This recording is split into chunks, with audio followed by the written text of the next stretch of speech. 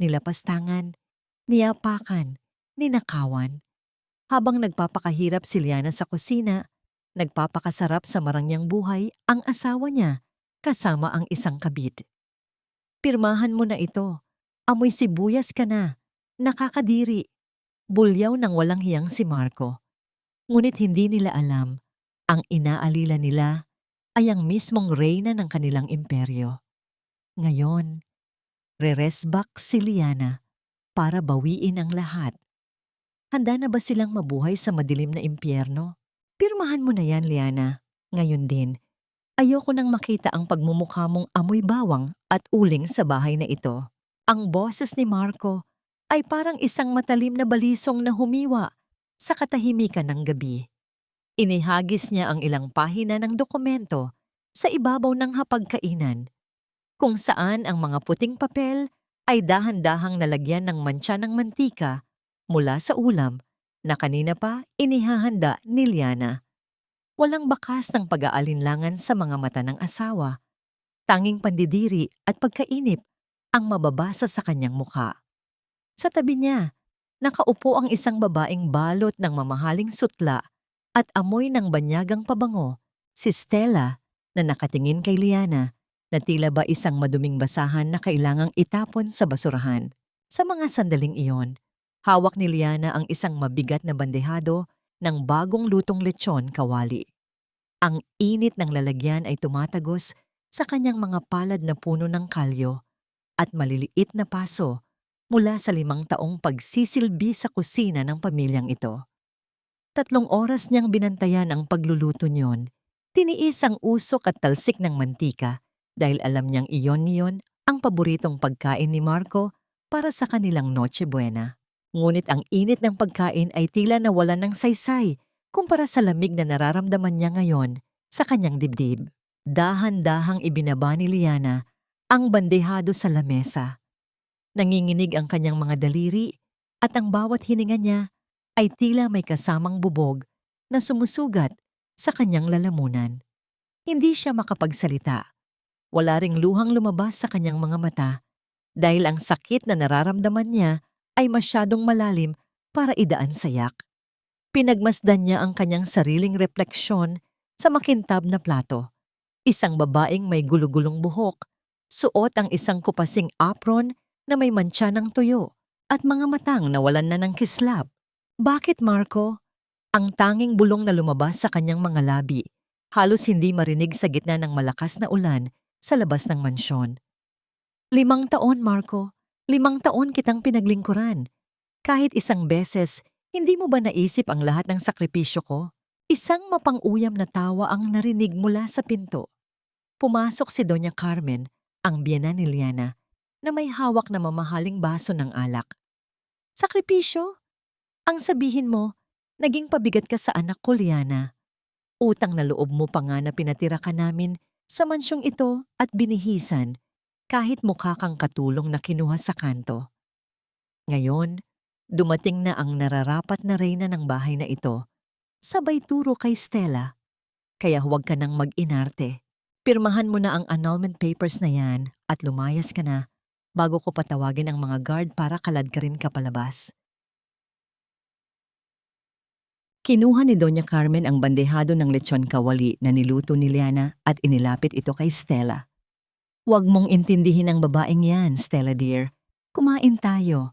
Sayang naman ang luto ng yaya. Ang bawat salita ni Doña Carmen ay tila isang dagdag na bigat na nagpabagsak sa balikat ni Liana. Naririnig niya ang tibok ng kanyang sariling puso. Mabilis at masakit. Tila isang tambol na nagbabadya ng kanyang sariling katapusan. Ang kanyang mga kamay, na dati ay ginagamit niya upang haplusin ang mukha ni Marco tuwing gabi, ay ngayon ay mahigpit na nakakuyom. Napansin niya ang isang maliit na sugat sa kanyang hintuturo. Nakuha niya ito habang naghihiwa ng mga sangkap kanina para sa hapunan ng lalaking ngayon ay itinataboy siya. Kinuha ni Liana ang ballpen sa ibabaw ng lamesa.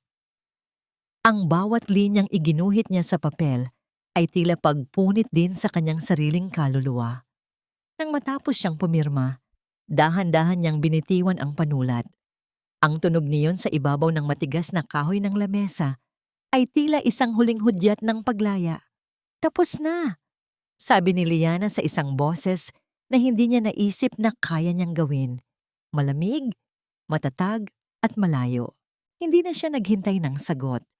Tumalikod siya at pumasok sa maliit na silid sa tabi ng kusina, ang lugar na itinuring niyang mundo sa loob ng 5 taon. Kinuha niya ang kanyang lumang maleta, ang tanging gamit na dinala niya noong ikinasal sila ni Marco. Habang inilalabas niya ang kanyang mga damit, hindi niya maiwasang mapatingin sa isang lumang litrato nilang dalawa ni Marco na nakatago sa ilalim ng kanyang unan.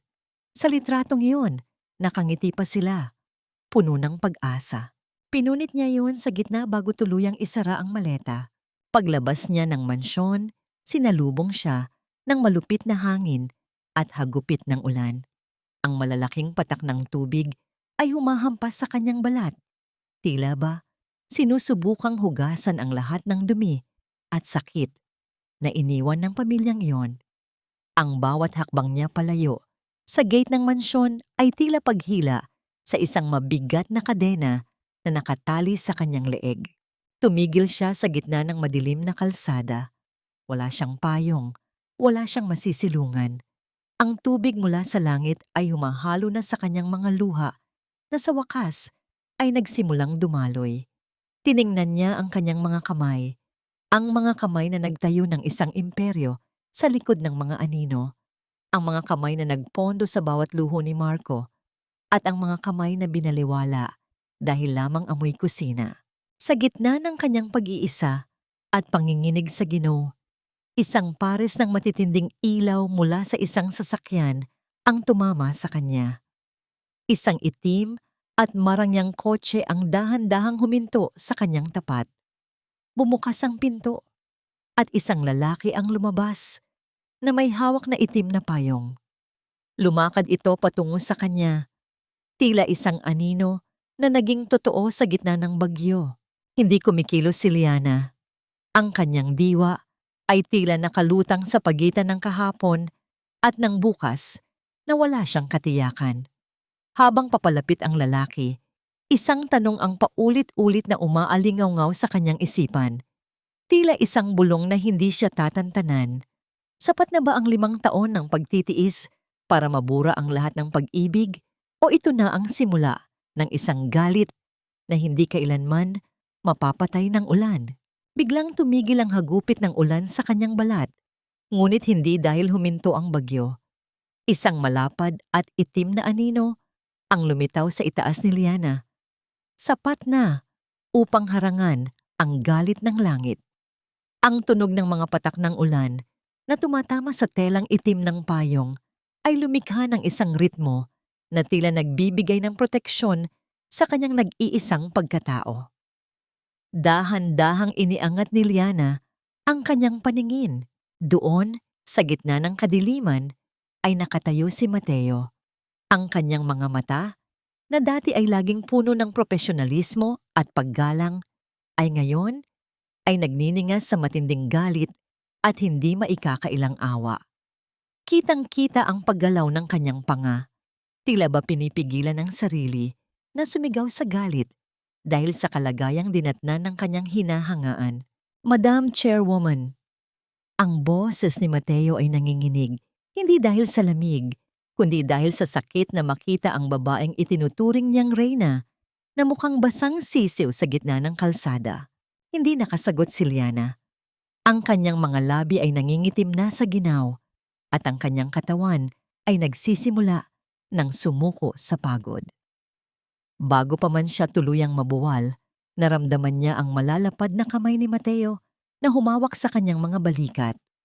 Walang pag-aalinlangan, hinubad ni Mateo ang kanyang mamahaling coat at maingat na ibinalot ito sa nanginginig na katawan ni Liana.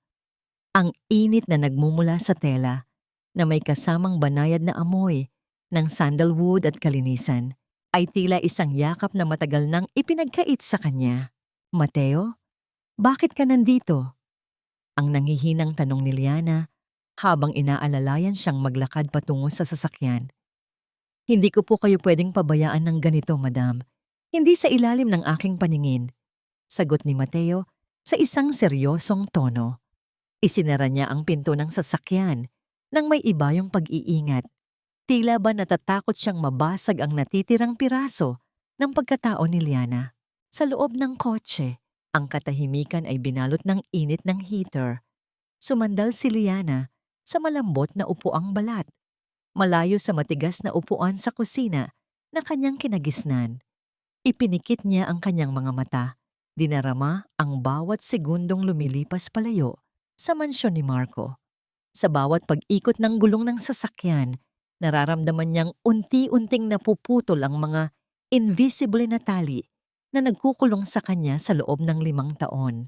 Madam, nakahanda na po ang penthouse sa Bonifacio Global City. Walang nakakaalam ng lugar na yon kundi ako lang.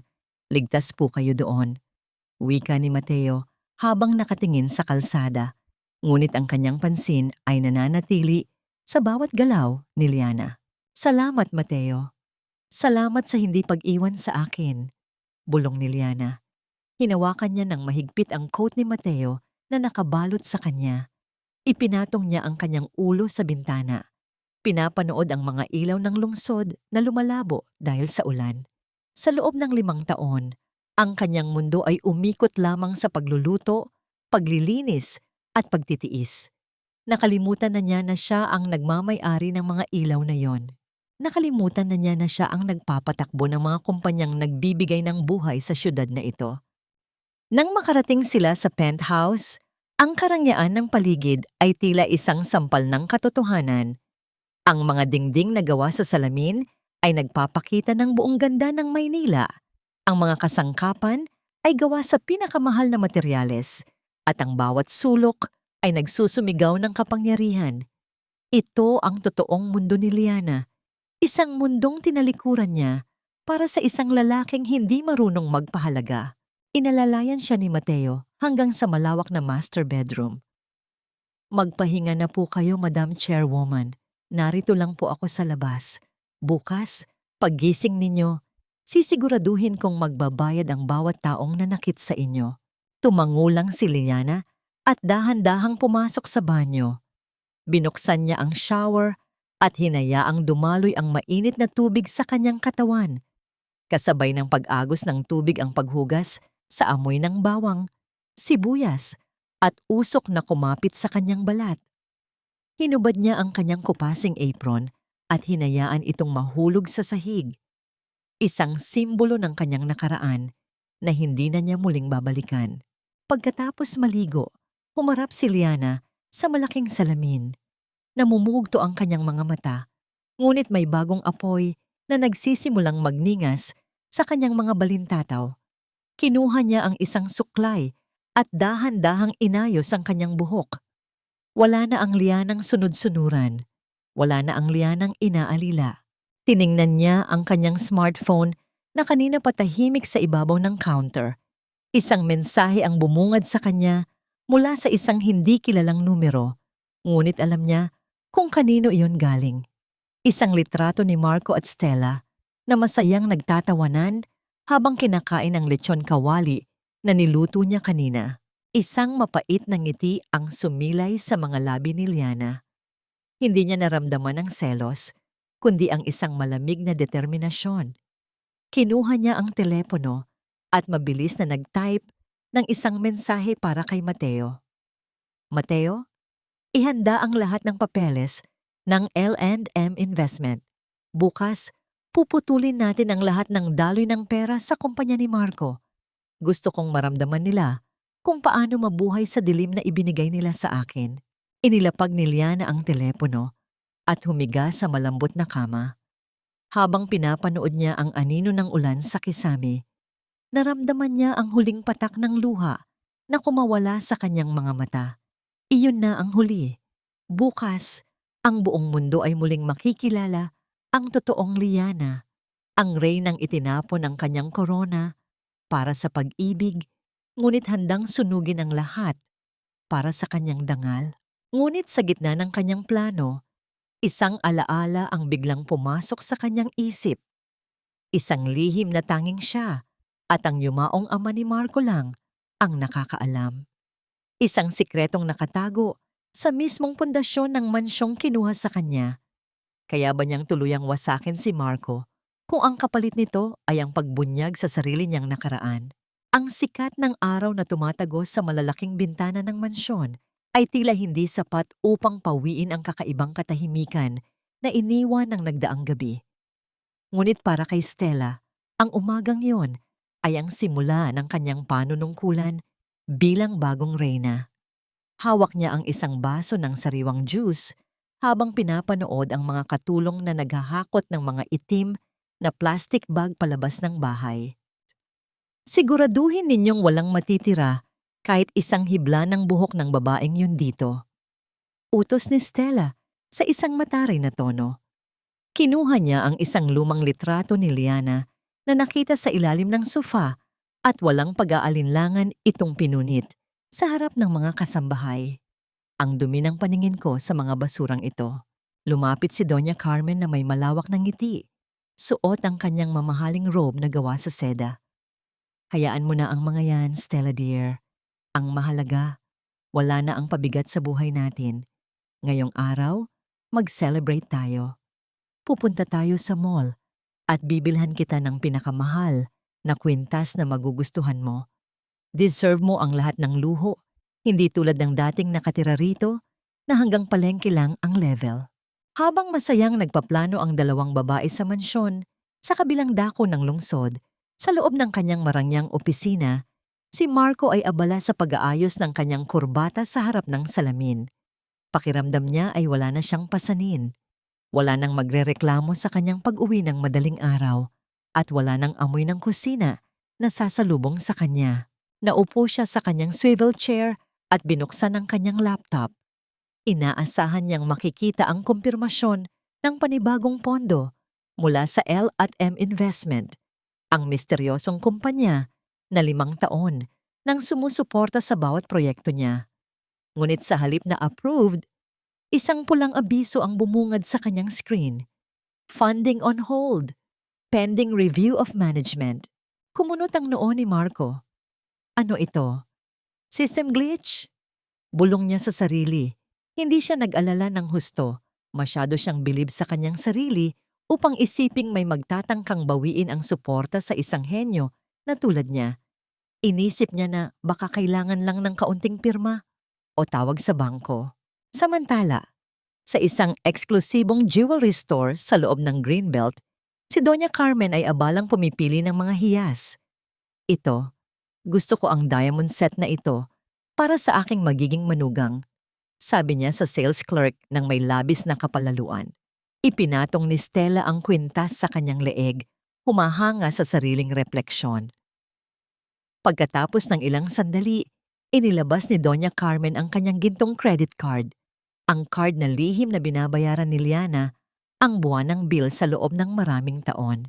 Ay swipe mo na yan, iha. Mabilis lang kami dahil may lunch date pa kami sa isang 5-star hotel. Pagmamayabang ng matanda. Dinala ng clerk ang card sa makina. Pagkalipas ng ilang segundo, ang tunog ng pagtanggi ng machine ay umalingaw-ngaw sa tahimik na butik. Sinubukan itong ulitin ng clerk, ngunit ganoon pa rin ang resulta. Ma'am, pasensya na po. Pero, declined po ang card ninyo. Magalang na sabi ng clerk. Namula ang mukha ni Doña Carmen sa tindi ng hiyang naramdaman. Ano, impossibly? Baka sira ang makina ninyo. Alam niyo ba kung sino ako? Ako ang ina ng CEO ng pinakamalaking tech firm sa bansa. Ma'am, sinubukan ko na po ng 3 beses. Tumawag na po kami sa bangko at sinabing suspended daw po ang account. Paliwanag ng clerk na nagsisimula ng pagtinginan ng ibang mga mamahaling customer sa loob ng tindahan. Dahil sa tindi ng galit at kahihiyan, aksidenteng naitulak ni Doña Carmen ang isang display case. Mabilis na lumapit ang security guard upang alalayan ang matanda. Ngunit marahas na itinaboy ni Doña Carmen ang kamay ng guard. "Huwag mo akong hawakan! Ang dumi-dumi ng kamay mo!" Sigaw niya. Mabilis niyang kinuha ang kanyang sanitizer mula sa bag at halos ubusin ang laman nito sa pagpupunas ng kanyang mga kamay na hinawakan ng guard. Ang babastos ninyo! Stella, halika na! Isumbong natin ito kay Marco. Lumabas silang dalawa na tila mga bulkang sasabog, iniwan ang mga tao sa mall na nagbubulungan tungkol sa kanilang asal. Hindi nila alam na sa bawat hakbang nila, may mga matang nakamasid, mga tauhan ni Mateo na kinukunan ng video ang bawat eksena ng kanilang pagkapahiya. Sa opisina ni Marco, lalong naging tensyonado ang paligid. Hindi lang ang pondo ang may problema. Nakatanggap din siya ng ulat na ang 3 sa kanyang pinakamalalaking kliyente ay biglang nagpadala ng notice para sa termination ng contract. Lahat sila ay may iisang dahilan. Nakatanggap daw sila ng mas magandang alok mula sa isang kumpanyang tinatawag na The Phoenix Apex. Sa gitna ng kanyang pagpapanik, tumunog ang kanyang telepono. Isang email ang pumasok mula sa opisyal na account ng L&M Investment. To Mr. Marco Alcantara, as part of our auditing process, the Board of Directors has decided to freeze all assets linked to your company, effective immediately. If you wish to appeal this decision, you are required to meet with our CEO in person tomorrow at 10 a.m. at the L&M headquarters. Failure to appear will result in the total withdrawal of all investments and the immediate foreclosure of all properties under the trust fund. Nalaglag ang panga ni Marco. Sino ang CEO ng L&M? Sa loob ng 5 taon, hindi niya kailanman nakita ang mukha nito. Ang tanging alam niya ay ang mga initial na L&M na lagi niyang inaakalang leadership and management. Habang tinititigan niya ang email, naramdaman ni Marco ang isang kakaibang kaba na unti-unting lumalamon sa kanyang pagkatao. Sa unang pagkakataon, ang kanyang komportableng mundo ay nagsimulang gumuho at ang tanging imaheng pumasok sa kanyang isip ay ang malamig na tingin ni Liana bago ito umalis sa ulan. Sino ba talaga ang nasa likod ng kumpanyang nagbigay sa kanya ng lahat? At bakit tila ngayon lang niya napagtanto na ang kanyang bawat hakbang ay kontrolado ng isang kamay na hindi niya kailanman binigyang pansin? Isang linggo ang lumipas na tila isang mabilis na agos ng tubig na dahan-dahang naglilinis sa putik ng nakaraan. Sa loob ng isang eksklusibong beauty sanctuary sa gitna ng Makati, nakaupo si Liana sa isang malambot na upuang gawa sa pilus. Ang kanyang mga mata ay nakapikit habang nararamdaman ang banayad na haplos ng mga dalubhasang kamay na nag-aayos sa kanyang buhok. Ang tunog ng banayad na musika sa paligid ay tila isang oyayi na nagpapakalma sa kanyang isipan.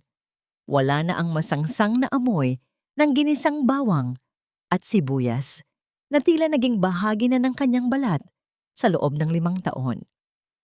Ngayon, ang bawat hininga niya ay puno ng bango ng lavender at mamahaling langis.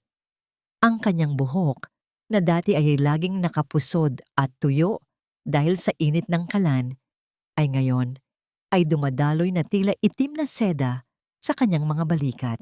Dahan-dahang imulat ni Liana ang kanyang mga mata nang maramdaman niya ang presensya ng isang tao sa kanyang likuran. Sa salamin, nakita niya si Mateo na nakatayo. May hawak na isang tasa ng mainit na kape. Ang tingin ng lalaki ay hindi lang basta paghanga. Ito ay isang tingin na tila nakakakita sa tunay na ganda na matagal na niyang itinatago sa ilalim ng kanyang apron. Madam, nakahanda na ang sasakyan. Pero kung kailangan niyo pa ng oras, hindi tayo nagmamadali. Wika ni Mateo sa isang malumanay na boses. Ngumiti si Liana ng bahagya, isang nangiting hindi napilit. Salamat, Mateo. Ngayon lang ako ulit nakahinga ng ganito. Habang pinagmamasdan ng kanyang bagong refleksyon, tila bumalik ang kanyang gunita sa mga panahong siya ay isang batang ulila na walang ibang hinangad kundi ang maramdamang kabilang siya sa isang pamilya. Iyon ang dahilan kung bakit niya piniling maging bulag sa mga pagkukulang ni Marco. Akala niya, sa pagiging masunurin at mapagsilbi, makakahanap siya ng tahanan. Ngunit ang tahanang binuo niya sa loob ng 5 taon ay gawa pala sa buhangin na madaling tinangay ng unang bugso ng bagyo. Bakit mo ginawa iyon, madam? Tanong ni Mateo, na tila nababasa ang takbo ng kanyang isip. Bakit niyo hinayaang tratuhin kayo nang ganoon gayong kayo ang may hawak ng lahat ng kapangyarihan? Humarap si Liana sa kanya. Ang kanyang mga mata ay bahagyang nangulila. Dahil ang kapangyarihan ay walang silbi kung wala kang uuwian, Mateo. Ang akala ko, si Marco ang magiging pamilya ko. Akala ko, ang pagluluto para sa kanya ang paraan ko para ipakita ang pag-ibig. Hindi ko alam na ang bawat sakripisyo ko ay nagiging dahilan lang para lalo niya akong maliitin. Lumapit si Mateo at sa isang bihirang pagkakataon, dahan-dahan niyang hinawakan ang dulo ng buhok ni Liana. Ang kanyang haplos ay puno ng pag-iingat, tila ba humahawak sa isang mahalagang hiyas. Hindi po ang kusina ang nagpababa sa inyo, madam. Ang kawalan nila ng paningin ang nagpabulag sa kanila sa liwanag mo. Mas bagay sa inyo ang ganito, ang walang tinatagong liwanag. Ang mga salita ni Mateo ay tumagos sa puso ni Liana, nagbibigay ng init na mas totoo kaysa sa anumang apoy sa kalan. Sa mga sandaling iyon, naramdaman ni Liana ang isang kakaibang kilig, isang pakiramdam na matagal na niyang kinalimutan. Hindi ito ang uri ng pag-ibig na kailangang pagtrabahuhan, kundi isang pag-ibig na nagpapahalaga sa kung sino talaga siya. Tumayo si Liana at nagtungo sa dressing room. Isinuot niya ang isang napakagandang business suit na kulay emerald green. Ang tela nito ay yumayakap sa kanyang katawan ng may dignidad. Paglabas niya, tila nagliwanag ang buong silid. Wala na ang mabahong kusinerang hinamak ni Marco. Ang kaharap ni Mateo ay ang tunay na Liana, ang matalinong strategist, ang mapagmahal na babae, at ang makapangyarihang pinuno ng L&M Investment. Handa na ba kayo, madam? Tanong ni Mateo habang iniaabot ang isang envelope na may gintong selyo. Ano ito? Tanong ni Liana. Isang imbitasyon para sa exclusive business gala ngayong gabi. Dadalo si Marco at ang kanyang bagong kasama. Gusto nilang magpakitang gilas para makakuha ng mga bagong investors ngayong gipit na sila. Paliwanag ni Mateo nang may bahid ang panunuya sa boses. Kinuha ni Liana ang imbitasyon at hinaplos ang makinis na papel nito. Tamang-tama. Oras na para makita ni Marco ang bersyon ng asawa na sinabi niyang hinding-hindi ko kailanman maaabot. Isang determinadong hakbang ang ginawa ni Liana patungo sa pintuan. Ang tunog ng kanyang mamahaling stiletto heels sa makintab na sahig ay tila isang hudyat ng digmaan. Ngunit sa likod ng kanyang katatagan, isang katanungan ang pumasok sa kanyang isip habang naaalala ang mukha ni Stella. Paano nga ba nakuha ng isang hamak na social climber ang tiwala ni Marco sa loob ng maikling panahon? May mas malalim pa ba silang ugnayan bago pa ang gabi ng Noche Buena? Habang papalapit ang sasakyan sa lugar ng gala, ang kaba sa dibdib ni Liana ay napalitan ng isang malamig na katahimikan. Alam niyang sa pagpasok niya sa pintuang iyon, wala na ang balikan. Ngunit bago pa man sila makarating, nakita ni Liana ang isang pamilyar na sasakyan sa gilid ng kalsada. Isang sasakyang pag-aari ni Marco na kasalukuyang hinahatak ng isang towing truck. Isang maliit na preview ng gumuho niyang mundo. Handa na ba ang pusong sugatan na makita ang pagbagsak ng lalaking dati ay sentro ng kanyang mundo? O may natitira pa bang bahagi ng kanyang sarili na sasakit kapag nakita itong tuluyang nawasak? Ang loob ng Grand Ballroom ay nagniningning sa ilalim ng mga dambuhalang chandelier na gawa sa kristal. Ang bawat sulok ay puno ng mga taong ang suot ay katumbas na ng halaga ng isang bahay, habang ang tunog ng banayad na biolin ay humahalo sa ingay ng mga baso ng wine na nagtatamaan. Sa gitna ng karamihan, si Marco ay tila isang haring naglalakad ng may mataas na noo, suot ang kanyang pinakamahal na tuxedo. Sa kanyang braso ay nakakapit si Stella na halos magmukhang isang makinang na Christmas tree dahil sa dami ng sequins at alahas na suot nito. Marco, darling, siguraduhin mong makuha natin ang loob ni Mr. Sai ngayong gabi. Kapag nakuha natin ang partnership niya, hindi na natin kakailanganin ang pesteng L&M investment na yan. Bulong ni Stella habang pilit nang ngumingiti sa mga dumadaan. Huwag kang mag-alala, Stella. Alam mo namang wala akong laban pagdating sa negosasyon. Ako ang utak ng bawat tagumpay ng kumpanya ko. Mayabang na sagot ni Marco. Kahit na ang totoo ay nanginginig ang kanyang mga kamay dahil sa kaba sa lumulubog niyang bangka. Ngunit ang lahat ng ingay at bulong-bulungan ay biglang huminto nang bumukas ang malaking pinto ng ballroom. Isang babaeng nakasuot ng emerald green na gown ang pumasok. Kasunod ang isang lalaking matikas at kilala sa mundo ng pananalapi, si Mateo. Ang bawat hakbang ng babae ay puno ng awtoridad at ang kanyang ganda ay tila isang magnet na humila sa paningin ng lahat ng naroon. Hindi agad na mukha ni Marco ang babae. Ang tanging nakita niya ay isang bagong VIP na kailangan niyang makilala upang maisalba ang kanyang kumpanya. Sino ang babaeng yan? Napakaganda niya. Bulong ni Marco sa sarili habang nararamdaman ang isang kakaibang pamilyar na pintig sa kanyang puso. Dahan-dahang lumapit si Marco, dala ang kanyang pinaka-charismatic na ngiti.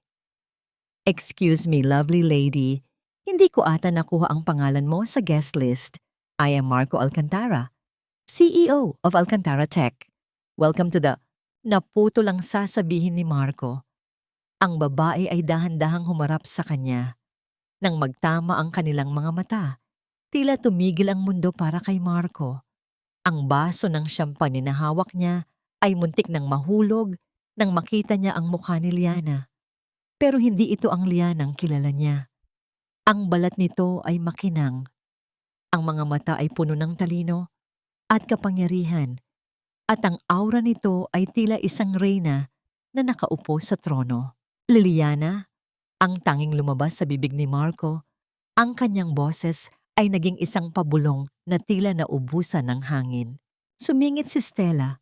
Ang kanyang mukha ay agad na nabalot ng inggit at puot nang makilala ang dating asawa ni Marco. Liana, itong hampas lupang ito? Marco, baka nagkakamali ka lang.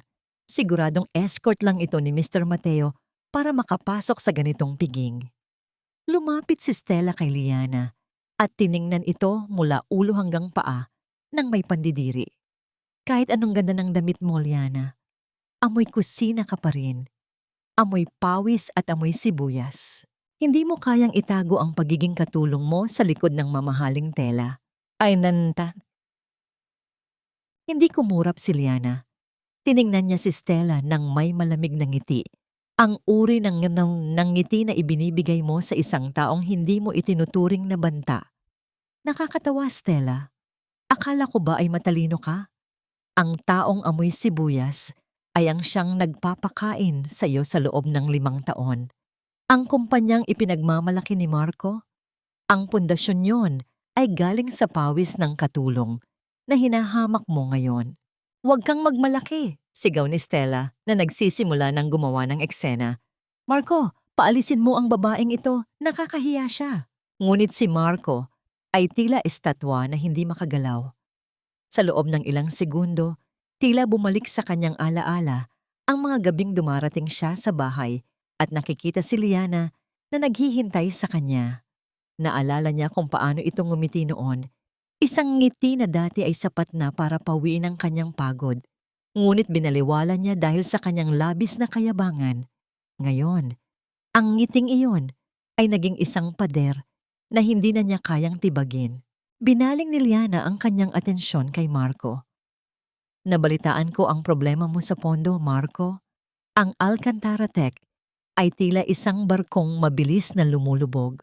Sayang. Kung sana ay mas pinahalagahan mo ang mga taong tunay na sumusuporta sa'yo. Hindi ka sana mamamalimos ng atensyon sa mga investors na wala namang pakialam sa'yo. Paano mo nalaman ang tungkol sa pondo ko? Tanong ni Marco. Ang kanyang boses ay puno ng hinala at takot. Hinalikan ni Liana ang gilid ng kanyang baso ng wine bago sumagot. Dahil ang mundong kinatatayuan mo ngayon, Marco, ay mundong ako ang nagdisenyo. Bago pa makasagot si Marco, lumapit si Mateo at Banayad na hinawakan ang siko ni Liana. Madam Chairwoman, tinatawag na po tayo ni Mr. Sai sa VIP Lounge. Hindi na po dapat nating inaaksaya ang oras sa mga taong wala namang saysay sa ating portfolio. Tinalikuran ni Liana si Marco at Stella nang walang lingon-likod. Ang kanyang bawat hakbang ay tila isang sampal sa pagkatao ni Marco. Habang naglalakad palayo, nakita ni Liana sa gilid ng kanyang mga mata ang isang misteryosong lalaki sa kabilang bahagi ng ballroom na kumuha ng litrato ni Stella habang may kausap na ibang lalaki sa dilim. Sino ang nagpadala ng impormasyon kay Liana tungkol sa madilim na sikreto ni Stella? May iba pa bang naglalaro sa likod ng mga anino? Naiwan si Marco na pawisang-pawis sa gitna ng ballroom. Habang pilit niyang hinahabol ang hininga, nakita niyang inilabas ni Mateo ang kanyang telepono sa malayo. Sa loob lamang ng ilang segundo, tumunog ang cellphone ni Marco. Isang text mula sa kanyang bangko. Your business loan application has been officially revoked due to negative credit standing. Ang tuhod ni Marco ay nanghina at sa gitna ng marangyang piging, naramdaman niya ang unang bugso ng isang bagyong tuluyang wawasak sa kanyang buhay. Ang malamig na liwanag ng umaga ay hindi nagdala ng pag-asa sa opisina ni Marco. Sa halip, ang bawat pagtiktak ng orasan sa dingding ay tila isang martilyo na pumupukpok sa kanyang sentido. Ang kanyang lamesa, na dati ay malinis at organisado, ay ngayon ay natatabunan na ng mga pulang envelope, mga demand letter, notices of disconnection, at mga babala mula sa korte. Ang sunod-sunod na pagring ng telepono sa labas ng kanyang silid ay tila isang ingay ng mga bubuyog na hindi siya tinatantanan. Bawat isa ay naghahanap ng perang hindi niya alam kung saan kukunin. Sir, ang mga suppliers po sa baba ay ayaw umalis hanggat hindi natin nababayaran ang arrears natin sa huling 2 quarter. Wika ng kanyang sekretarya na namumutla na sa takot. Palisin mo sila! Sabihin mo sa kanila na magkakaroon tayo ng pondo sa susunod na linggo. Sigaw ni Marco, habang maras na hinahawi ang mga papel sa kanyang lamesa. Pero alam niya sa kanyang sarili na ang susunod na linggo ay isang kasinungalingan. Mula nang bawiin ng L&M Investment ang suporta, tila pinutulan siya ng mga ugat. Ang kumpanyang itinayo niya sa loob ng 5 taon ay isang magandang gusali na wala palang matibay na pundasyon. Umuwi si Marco na wasak ang pagkatao. Umaasa siyang sa pagpasok niya sa kanyang mansyon, may isang taong sasalubong sa kanya ng may mainit na yakap at isang tasa ng tsa upang pawiin ang kanyang pagod. Ngunit ang bumungad sa kanya ay ang boses ni Stella na nakikipag-away sa isa sa mga katulong sa sala. I told you! Ayokong makakita ng alikabok sa Hermes bag ko. Bakit ba napakatanga ninyo? Bulyaw ni Stella. Nang makita niya si Marco, sa halip na itanong kung ayos lang ba ito, ay agad siyang lumapit ng may nakasimangot na mukha. Marco darling, nasaan na ang balat na bag na ipinangako mo sa akin? Sabi mo ay bibili natin yun ngayon. At bakit hindi gumagana ang extension card na ibinigay mo sa akin kanina sa salon? Napahilot si Marco sa kanyang noo. Stella, please, hindi mo ba nakikita ang kalagayan ko? Nawawalan na tayo ng pera. Ang kumpanya ay nasa bingit ng pagbagsak at iyang bag pa rin ang iniisip mo? Ano? Ang mukha ni Stella ay agad na nagbago mula sa pagiging malambing tungo sa pagiging matalas. Sinasabi mo bang wala ka ng pera? Hindi iyan ang pinirmahan kong usapan, Marco. Akala ko ba ay ikaw ang pinakamagaling na CEO? Sa kabilang bahagi ng sala, nakaupo si Doña Carmen sa kanyang paboritong upuan, abala sa pag-aayos ng kanyang mga alahas. Huwag kang makinig sa kanya, Stella. Nag-iinarte lang ang anak ko.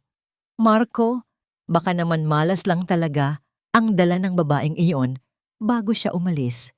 Baka isinumpa niya ang bahay na ito bago siya lumayas. Ma? Tumigil na kayo sa malas-malas na yan. Asik ni Marco. Kailangan nating kumuha ng pondo.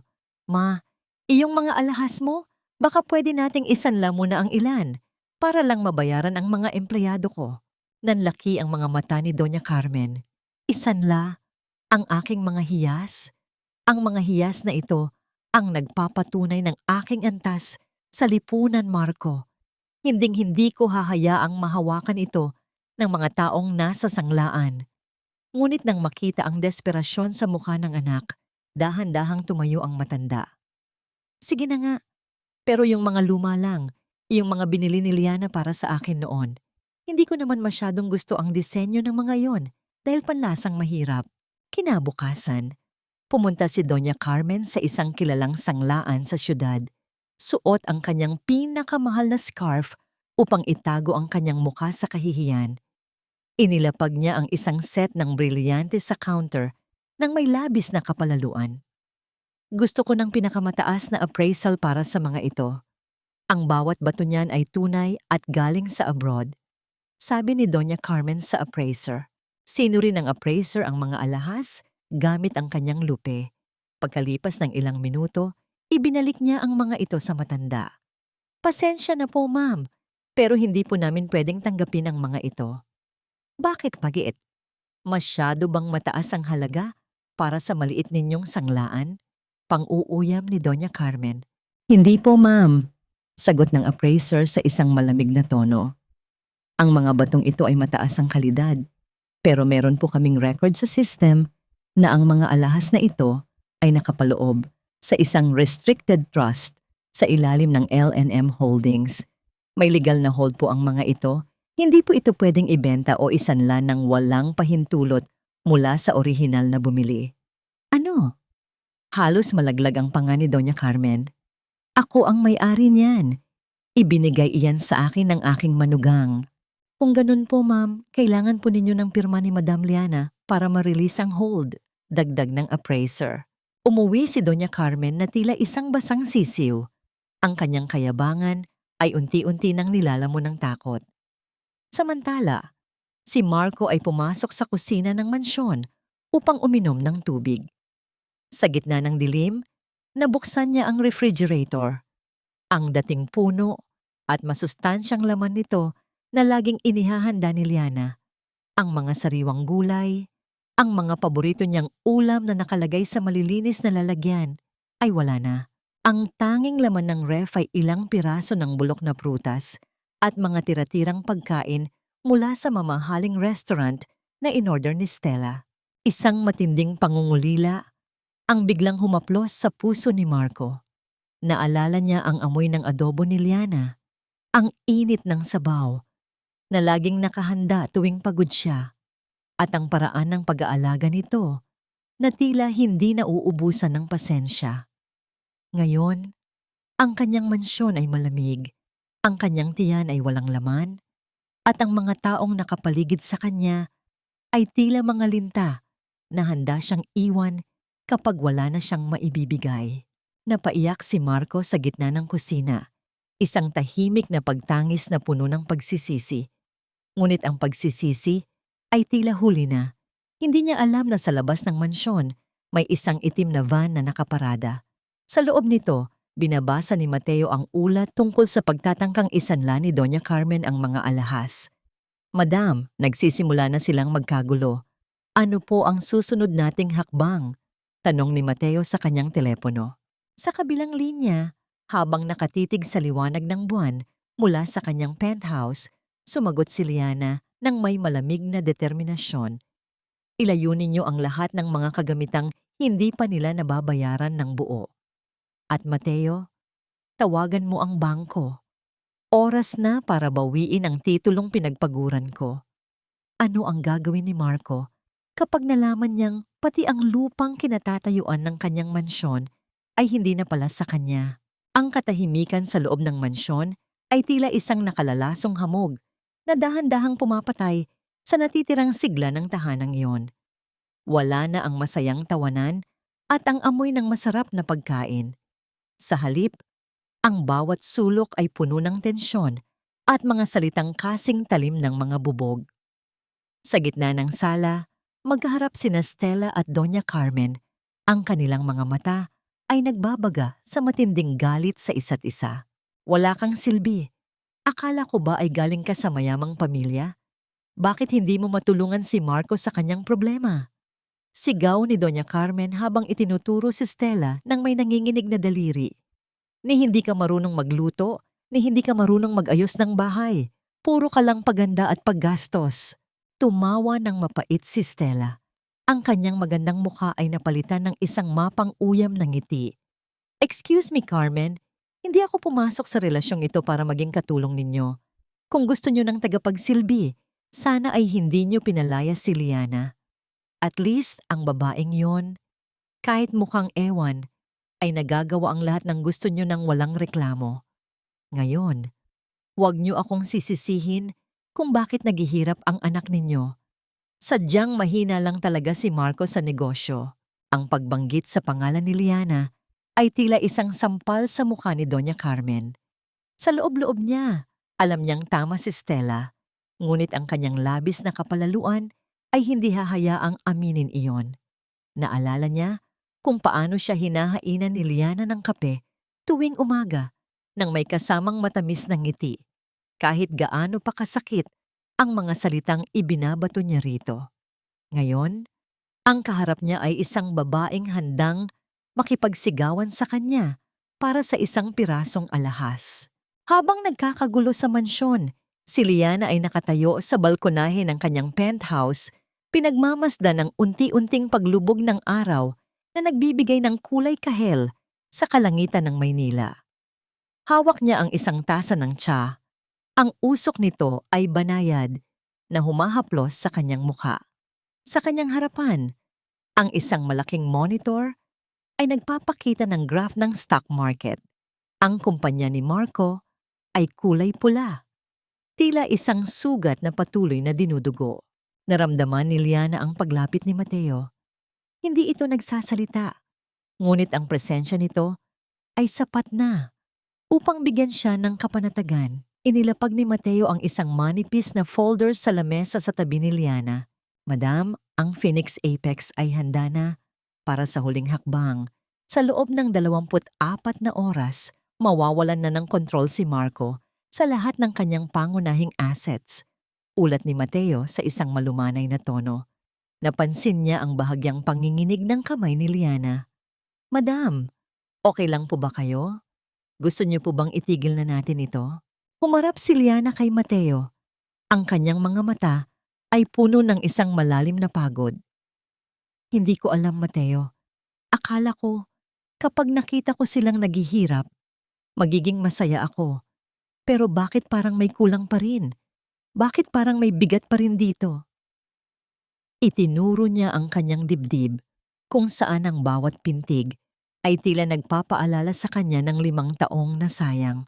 Lumapit si Mateo at sa isang matapang ngunit magalang na kilos, hinawakan niya ang kamay ni Liana. Ang init ng kanyang palad ay tila isang lunas sa lamig na nararamdaman ng babae. Hindi po dahil sa galit kaya niyo ito ginagawa, madam. Ginagawa niyo ito para sa katarungan. Hindi niyo kailangang magalit habang buhay, pero kailangan niyo silang turuan ng leksyon. Ang pagpapatawad ay darating kapag wala na silang kapangyarihang saktan kayo muli. Tumitig si Liana sa mga mata ni Mateo. Nakita niya roon ang katapatan na hindi niya kailanman nakita kay Marco. Ang bawat salita ni Mateo ay tila isang anchor na nagpapanatili sa kanya sa gitna ng bagyo. Isang banayad na ngiti ang sumilay sa kanyang mga labi. Isang pasasalamat sa taong hindi siya iniwan sa dilim. Binaling muli ni Liana ang kanyang tingin sa kanyang smartphone. Binuksan niya ang kanyang emergency contacts list. Doon, ang pangalang Marco My Life ay nananatili pa rin. Sa isang mabilis at determinadong kilos, pinindot niya ang edit at tuluyang binura ang pangalan nito. Pinalitan niya ito ng Mateo. Isang formal na pagputol ng huling emosyonal na nakaraan na nagtatali sa kanya sa sakit. Habang nangyayari ito, sa isang madilim na sulok ng mansyon ni Marco, lihim na nakikipag-usap si Stella sa kanyang telepono. Ang kanyang boses ay puno ng takot. I told you naman, 'di ba? Makukuha ko rin ang pera. Bigyan niyo lang ako ng oras. Huwag niyo munang ipadala ang mga tao niyo rito. Sino ang mga taong tinutukoy ni Stella? May mas malaki pa bang panganib na nagbabanta hindi lang kay Marco, kundi pati na rin sa kaligtasan ng pamilyang Alcantara? Sa opisina ni Marco, tumunog ang isang alert sa kanyang computer. Isang final notice mula sa L&M Investment. Ang mensahe ay maikli, ngunit nakamamatay. The board demands your presence at the headquarters tomorrow at 10:00 ng umaga.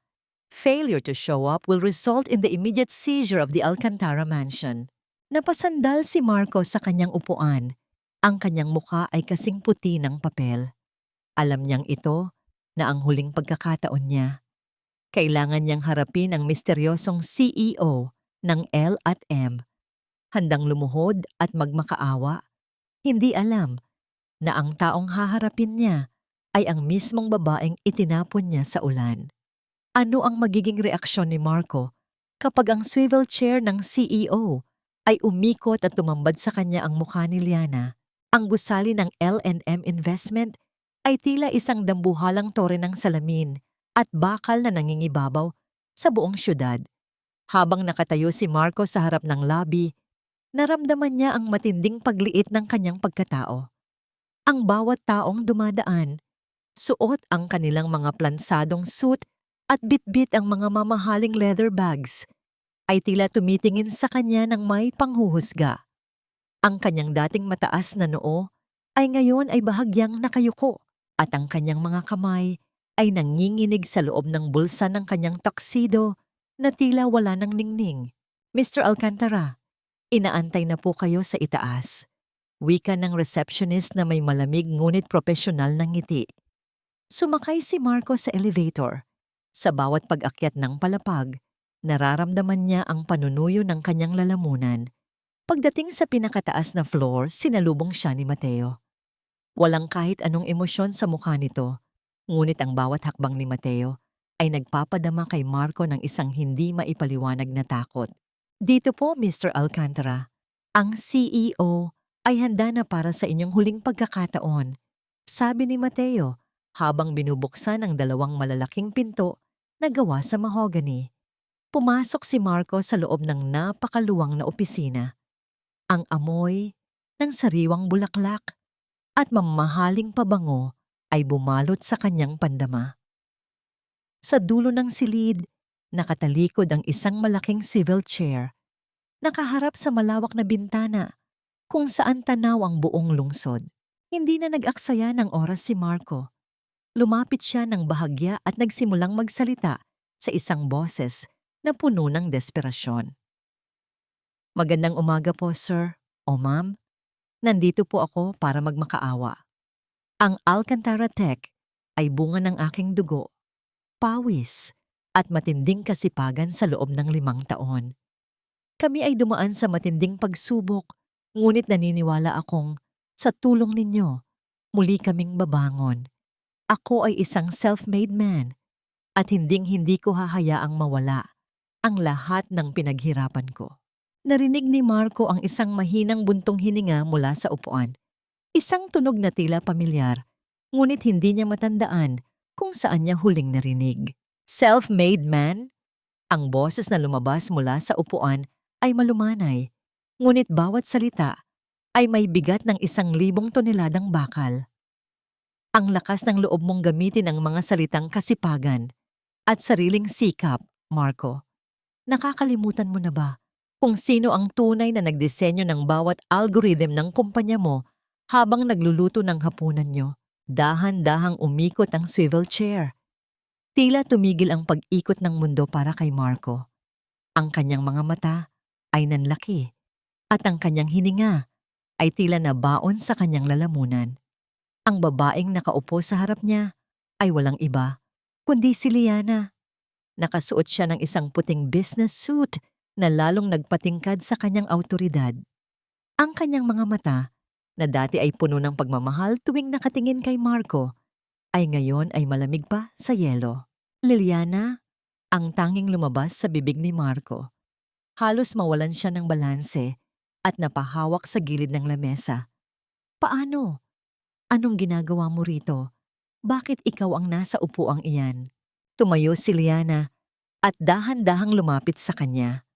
Ang bawat tunog ng kanyang takong sa sahig ay tila isang hatol ng kamatayan para kay Marco. Ang L&M Investment, Marco? Ang L ay para sa Liana at ang M ay para sa Mateo. Hindi kailanman naging para sa iyo ang kumpanyang ito. Ikaw ay naging isang proyekto ko lamang. Isang proyekto na binuo ko mula sa kusina habang inaasikaso ko ang bawat pangangailangan ninyo ng ina mo. Hindi totoo iyan, hisigaw ni Marco. Napilit pa rin kumakapit sa kanyang huling hibla ng kayabangan. Ako ang CEO. Ako ang nagpatakbo ng lahat. Nagpatakbo? Tinaasan ni Liana ang kanyang kilay. Ang bawat kontratang nakuha mo ay dumaan sa aking pagsusuri. Ang bawat pondo na pumasok sa bank account mo ay galing sa aking bulsa. Minahal kita, Marco. Gusto kong ikaw ang maging mukha ng tagumpay natin dahil akala ko ay sapat na ang maging asawa mo sa likod ng mga anino. Pero ang lahat ng ibinigay ko sa iyo ay ginamit mo lang para tapakan ang dangal ko. Inilabas ni Liana ang isang ballpen mula sa kanyang bulsa. Isang pamilyar na ballpen, ang mismong ginamit ni Marco nung gabi ng Noche Buena upang pilitin siyang pumirma sa annulment. Ngayong araw, Marco, tinatapos ko na ang proyektong ito. Wika ni Liana. Gamit ang ballpen, mabilis niyang nilagdaan ang isang dokumento sa harap ni Marco. Ang lahat ng pondo ng Alcantara Tech ay formal ko nang binabawi. Ang kumpanya mo ay wala ng halaga. At sa loob ng 3 araw, kailangan nyo nang iwan ang mansyon. Ang titulong hawak mo? Isang pekeng kopya lang yon. Ang tunay na titulo ay nakapangalan sa akin. Napasalampak si Marco sa sahig. Ang kanyang mukha ay puno ng matinding kahihiyan at pagsisisi. Ngayon lang niya napagtanto na ang babaeng itinuring niyang amoy kusina ay ang siyang nagbigay sa kanya ng hangin upang makahinga sa mundo ng negosyo. Liana, please. Patawarin mo ako. Pagmamakaawa ni Marco habang sinusubukang hawakan ang paa ni Liana. Gawin natin itong muli. Maayos pa natin ito. Lumayo si Liana nang walang kahit anong emosyon. Masyado nang huli, Marco. Ang pagkakataong ibinigay ko sa iyo sa loob ng 5 taon ay itinapon mo sa basurahan. Mateo, paalisin mo na siya. Habang kinaladkad si Marco palabas ng opisina, ang tanging naririnig sa buong palapag ay ang kanyang pagsusumamo na binaliwala ng lahat. Nang makaalis si Marco, muling tumingin si Liana sa bintana. Ngunit sa halip na saya, isang malalim na buntong hininga ang kumawala sa kanya. Natapos na ang isang bahagi ng kanyang paghihiganti, pero alam niyang hindi pa doon nagtatapos ang gabi. Umuwi si Marco sa mansyon na tulala at parang isang buhay na bangkay. Ngunit pagpasok niya sa sala, isang panibagong sampal ang sumalubong sa kanya. Nakita niya si Stella na nagmamadaling nag-eempake ng mga bagahe. Katuwang ang isang lalaking hindi niya kilala. Stella, ano ito? Saan ka pupunta? Tanong ni Marco sa isang nanghihinang boses. Tumingin si Stella sa kanya ng may pandidiri. Saan pa? Siyempre, doon sa taong may pera pa. Nabalitaan ko na ang nangyari, Marco. Wala ka na palang kahit ano. Akala ko ba ay matalino ka? Isa ka lang palang hamak na puppet ng ex-wife mo. Iniwan ni Stella si Marco sa gitna ng sala, kasama ang kanyang ina na umiiyak sa isang sulok. Habang pinapanood ni Marco ang pag-alis ng huling taong inakala niyang nagmamahal sa kanya, isang katanungan ang pumasok sa kanyang isip. Sino ang lalaking kasama ni Stella? At ano ang koneksyon nito sa pagkawasak ng Alcantara Tech? Ang tunog ng mga gulong ng maleta na humihila sa sahig ng mansyon ay tila isang hudyat ng kamatayan para sa huling pag-asa ni Marco. Nakatayo siya sa paanan ng hagdan, tulala at hindi makapaniwala habang pinapanood si Stella na mabilis na nagtitiklop ng kanyang mga mamahaling damit. Ang babaeng nangako sa kanya ng walang hanggang pag-ibig kapalit ni Liana ay ngayon ay nagmamadaling lumikas, tila isang daga na unang tumatalon mula sa isang lumulubog na barko. Stella, ano ba ito? Huwag mo naman akong iwan sa ganitong sitwasyon. Kailangan kita. Ang nanghihinang pagsusumamo ni Marco, ang kanyang boses ay basag at puno ng takot. Tumigil si Stella at hinarap siya ng may matatalim na mata. Wala na ang malambing na boses na dati ay nagpapaniwala sa kanya na siya ang pinakamagaling na lalaki sa mundo. Kailangan, Marco, kailangan ko rin ng pera. Hindi ako pumasok sa relasyong ito para mamuhay sa hirap.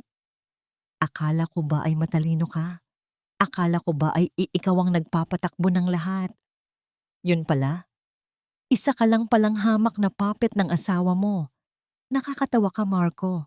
Masyado kang nabulag ng sarili mong kayabangan hanggang sa hindi mo napansing ang lahat ng meron ka ay utang mo lang sa babaeng minaliit mo. Pero mahal kita, Stella. Mahal? Isang mapanguyam na tawa ang kumawala sa mga labi ng babae. Mahal mo lang ang idea na may kasama kang maganda at sosyal. Pero ngayong wala ka ng kumpanya, wala ng credit card at mawawala na rin ng bahay, anong silbi mo sa akin? Isa ka na lang pabigat, Marco. Isang malaking talunan. Biglang pumasok si Doña Carmen sa silid. Ang kanyang muka ay puno ng luha at galit. Walang hiya ka.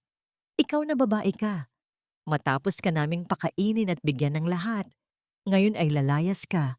Kung kailan gipit ang anak ko. Sinugod ni Doña Carmen si Stella at tinangkang hablutin ang buhok nito. Ngunit mabilis siyang naitulak ni Stella. Ang matanda ay nawalan ng balanse at napaupo sa sahig. Ang kanyang mga hiyas ay tumunog sa pagtama sa matigas na tile. Huwag mo akong mahawak-hawakan, matandang hukluban. Magtiis kayo sa dumi ninyo. Magsama kayong dalawa sa kahirapan. Bit-bit ang kanyang mga bagahe, mabilis na lumabas si Stella ng mansyon. Isang itim na sports car ang naghihintay sa labas. At isang lalaking nakasuot ng sunglasses ang nagbukas ng pinto para sa kanya. Habang umaalis ang sasakyan, iniwan ni Stella ang isang makapal na usok na tila isang huling pangiinsulto sa mag-inang Alcantara. Naiwan si Marco na nakatitig sa kawalan. Habang ang kanyang ina ay humahagulgol sa sahig, tinatawag ang pangalan ni Liana sa gitna ng pagsisisi. Ngunit ang pangalang iyon ay wala na sa bahay na ito. Sa kabilang bahagi ng lungsod, malayo sa ingay at gulo ng mansyon, isang tahimik at eksklusibong restaurant ang saksi sa isang kakaibang tagpo. Nakaupo sina Liana at Mateo sa isang lamesa sa tabi ng bintana, kung saan ang mga ilaw ng syudad ay tila mga bituin na bumaba sa lupa. Wala nang suot na apron si Liana. Suot niya ang isang eleganteng silk blouse na kulay cream at ang kanyang mukha ay payapa na. Inilapag ni Mateo ang isang maliit na plato sa harap niya. Isang espesyal na nilutong pagkain na siya mismo ang nag-utos sa chef na ihanda. Tikman niyo po ito, madam. Alam kong pagod kayo sa mga nangyari ngayong araw. Malumanay na sabi ni Mateo. Kumuha si Liana ng kaunti at tinikman ang pagkain. Isang banayad na ngiti ang sumilay sa kanyang mga labi. Sa loob ng 5 taon, siya ang laging nagluluto. Siya ang laging naghahain at siya ang laging huling kumakain. Ngayon, sa unang pagkakataon, naramdaman niya kung paano alagaan. Naramdaman niya kung paano ituring na isang mahalagang tao. Dahan-dahang ipinatong ni Mateo ang kanyang kamay sa ibabaw ng kamay ni Liana. Ang haplos nito ay hindi mapang-angkin, kundi isang pangako ng proteksyon. Madam, tapos na ang ulan. Hayaan niyo namang ang sikat ng araw ang pumasok sa buhay niyo ngayon. Tumingin si Liana sa mga mata ni Mateo. Sa kaibuturan ng kanyang puso, naramdaman niya ang isang pag-asa na matagal na niyang inakalang patay na. Salamat, Mateo. Hindi ko alam kung paano ako makakatayo nang wala ka. Lagi akong nandito, Liana. Hindi lang bilang assistant mo, kundi bilang taong handang makinig sa bawat pintig ng puso mo. Bulong ni Mateo. Isang matamis at tahimik na kilig ang bumalot sa kanilang dalawa. Isang damdaming malayo sa gulo ng nakaraan. Ngunit ang katahimikan ni Liana ay mabilis na napalitan ng isang ulat mula sa security team. Isang video call ang pumasok sa tablet ni Mateo. Sa screen, makikita ang labas ng mansyon ni Marco. Isang kumpol ng mga lalaking nakasuot ng itim na uniforme. Bitbit ang mga legal na dokumento at malalaking padlock ang kasalukuyang kumakatok ng malakas sa pintuan. Ang mga repossessors at abogado ay dumating na upang bawiin ang huling kuta ng mga Alcantara. Nagsimula na po ang clearing operations, Madam, ulat ng tauhan ni Mateo. Tumingin si Liana sa screen, pagkatapos ay muling tumingin kay Mateo. Ang kanyang desisyon ay buo na. Wala nang puwang para sa awa sa mga taong hindi marunong magmahal. Ngunit sa gitna ng kaguluhan sa mansyon, isang misteryosong tawag ang pumasok sa telepono ni Marco mula sa isang hindi kilalang tao. Marco, kung gusto mong mabawi ang lahat, may isang paraan. Pero kailangan mong gawin ang isang bagay na hinding-hindi mapapatawad ni Liana. Sino ang tumatawag kay Marco sa oras ng kanyang pinakamabigat na pagsubok? Susubukan pa ba niyang lumaban? O tuluyan na siyang lalamunin ng kadiliman? Umalis kayo sa pamamahay ko. Mga wala kayong galang. Alam niyo ba kung sino ang kinakalaban ninyo? Ang tinig ni Doña Carmen ay umalingaw-ngaw sa malawak na sala, matinis at puno ng desperasyon. Nakatayo siya sa gitna ng silid, nakaharap sa isang grupo ng mga lalaking nakauniporme ng itim at may hawak na mga dokumentong may selyo ng korte. Ang abogado ni Liana, si Attorney Santos, ay hindi man lang kumurap. Inayos niya ang kanyang salamin at inihain ang huling abiso. Mawalang galang na po, ma'am. Pero ang titulong hawak ninyo ay opisyal ng kinansela. Ang lupang ito at ang lahat ng nakatayo rito ay pag-aari na ng L&M Holdings. Mayroon na po kaming utos mula sa hukuman na bawiin ang posesyon ng property na ito. Hindi maaari. Ang manugang ko ang nagbigay nito sa amin. Utang na loob niya sa amin ang lahat ng tinatamasa niya ngayon. Sigaw ni Doña Carmen, ang kanyang mga kamay ay nanginginig. Habang pilit na humahawak sa isang mamahaling florera, na tila ba yun ang huling sandigan ng kanyang dangal. Sa isang sulok, nakaupo si Marco sa sahig, nakasandal sa malamig na pader. Ang kanyang mga mata ay blanko. Pinapanood ang bawat kaganapan na tila ba ito ay isang masamang panaginip na hindi niya magising-gising. Naalala niya kung paano niya ipinagmalaki ang mansyong ito sa kanyang mga kaibigan. Naalala niya kung paano niya sinabi kay Liana noon na hindi nito kailanman maiintindihan ang bigat ng pagpapatakbo ng ganito kalaking tahanan. Ngayon, napagtanto niya ang pinakamasakit na katotohanan. Ang mansyong ito ay naging tahanan lamang dahil sa init na ibinigay ni Liana. Kung wala ang babaeng iyon, ang gusaling ito ay isa lamang malaking kahon ng semento na walang buhay. Gawin niyo na ang dapat gawin. Ang malamig na utos ni Attorney Santos sa kanyang mga tauhan. Isang lalaki ang lumapit sa main breaker ng mansyon. Sa isang mabilis na pagbaba ng switch, ang lahat ng marangyang chandelier, ang mga malalaking aircon, at ang bawat bumbilya sa loob ng bahay ay sabay-sabay na namatay. Kasunod nito ay ang tunog ng pagsasara ng balbula ng tubig sa labas. Ang literal na kadiliman ay dahan-dahang lumamon sa loob ng mansyon. Ang tanging liwanag na natitira ay ang mula sa buwan na pumapasok sa mga bintana na nagbibigay ng nakatatakot na anino sa mga gamit na dati ay simbolo ng kanilang yaman. Marco, gawin mo ang paraan. Bakit ka lang nakaupo dyan? Ang paghihisterya ni Doña Carmen sa gitna ng dilim. Tumawag ka ng pulis. Tumawag ka sa mga kaibigan mo. Wala na, ma. Ang basag na boses ni Marco ang tanging sumagot. Wala na tayong kaibigan. Wala na tayong pera. At wala na rin tayong bahay. Kinuha ni Marco ang kanyang cellphone, ang tanging bagay na may liwanag sa kanyang paligid. Ang kanyang mga daliri ay nanginginig habang hinahanap ang numero ni Liana. Sa gitna ng kanyang kawalan, ang tanging naisip niya ay ang boses ng babaeng 5 taon niyang binaliwala. Ang babaeng huling beses niyang nakitang basang-basa sa ulan dahil sa kanya. Pinindot ni Marco ang tawag. Sa bawat tunog ng ring sa kabilang linya, ang puso ni Marco ay tila pinipiga ng matinding pagsisisi. Samantala, sa tahimik na penthouse ni Liana, nakaupo siya sa harap ng bintana, pinapanood ang malayo at madilim na bahagi ng lungsod kung nasaan ang mansyon. Nakita niya ang pagpatay ng mga ilaw mula sa malayo. Ang kanyang telepono, sa ibabaw ng lamesa, ay nagsimulang mag-vibrate, ipinapakita ang pangalan ni Marco. Lumapit si Mateo at tiningnan ang telepono, pagkatapos ay tumingin kay Liana. "Gusto niyo po bang sagutin ko, madam?" Dahan-dahang kinuha ni Liana ang telepono. "Hindi, ako na." Inilagay ni Liana ang telepono sa kanyang tainga. Ang unang narinig niya ay ang hikbi ni Marco. Isang tunog ng isang lalaking tuluyan ng nawasak. "Liana, please." Ang boses ni Marco ay halos pabulong na. "Nasa dilim kami, Liana. Wala kaming mapuntahan. Patawarin mo ako. Kahit ang nanay ko na lang, kahit siya na lang ang tulungan mo. Huwag mo kaming iwan sa ganito." Huminga ng malalim si Liana. Ang kanyang mga mata ay nanatiling nakatitig sa dilim sa labas.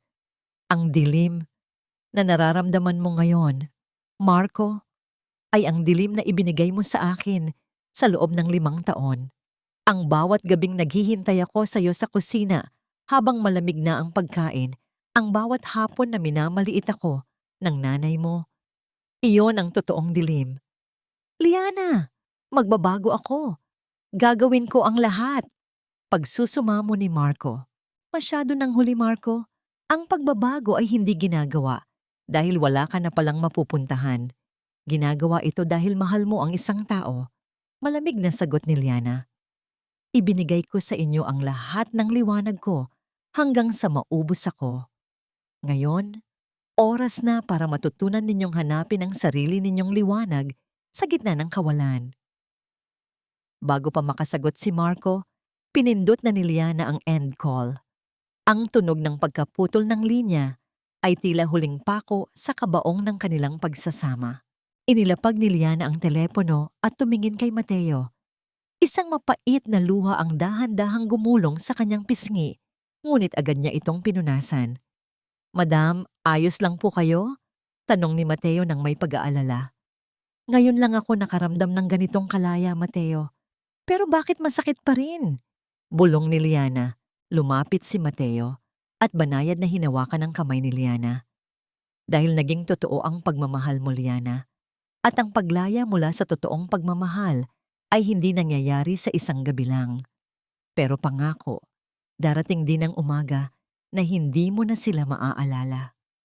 Habang magkahawak ang kanilang mga kamay, isang malakas na katok ang narinig sa pinto ng penthouse ni Liana. Isang tauhan ni Mateo ang pumasok na may dalang balita na hindi nila inaasahan. "Madam, Mr. Mateo, may problema po. Si Stella, nakita po siyang pabalik sa mansyon kasama ang mga armadong lalaki. Mukhang hindi sila papayag na makuha natin ang bahay ng ganoon lang." Sino ang mga armadong lalaking kasama ni Stella? Ano ang handang gawin ng isang desperadong babae upang hindi mawala ang luhong kanyang kinagisnan?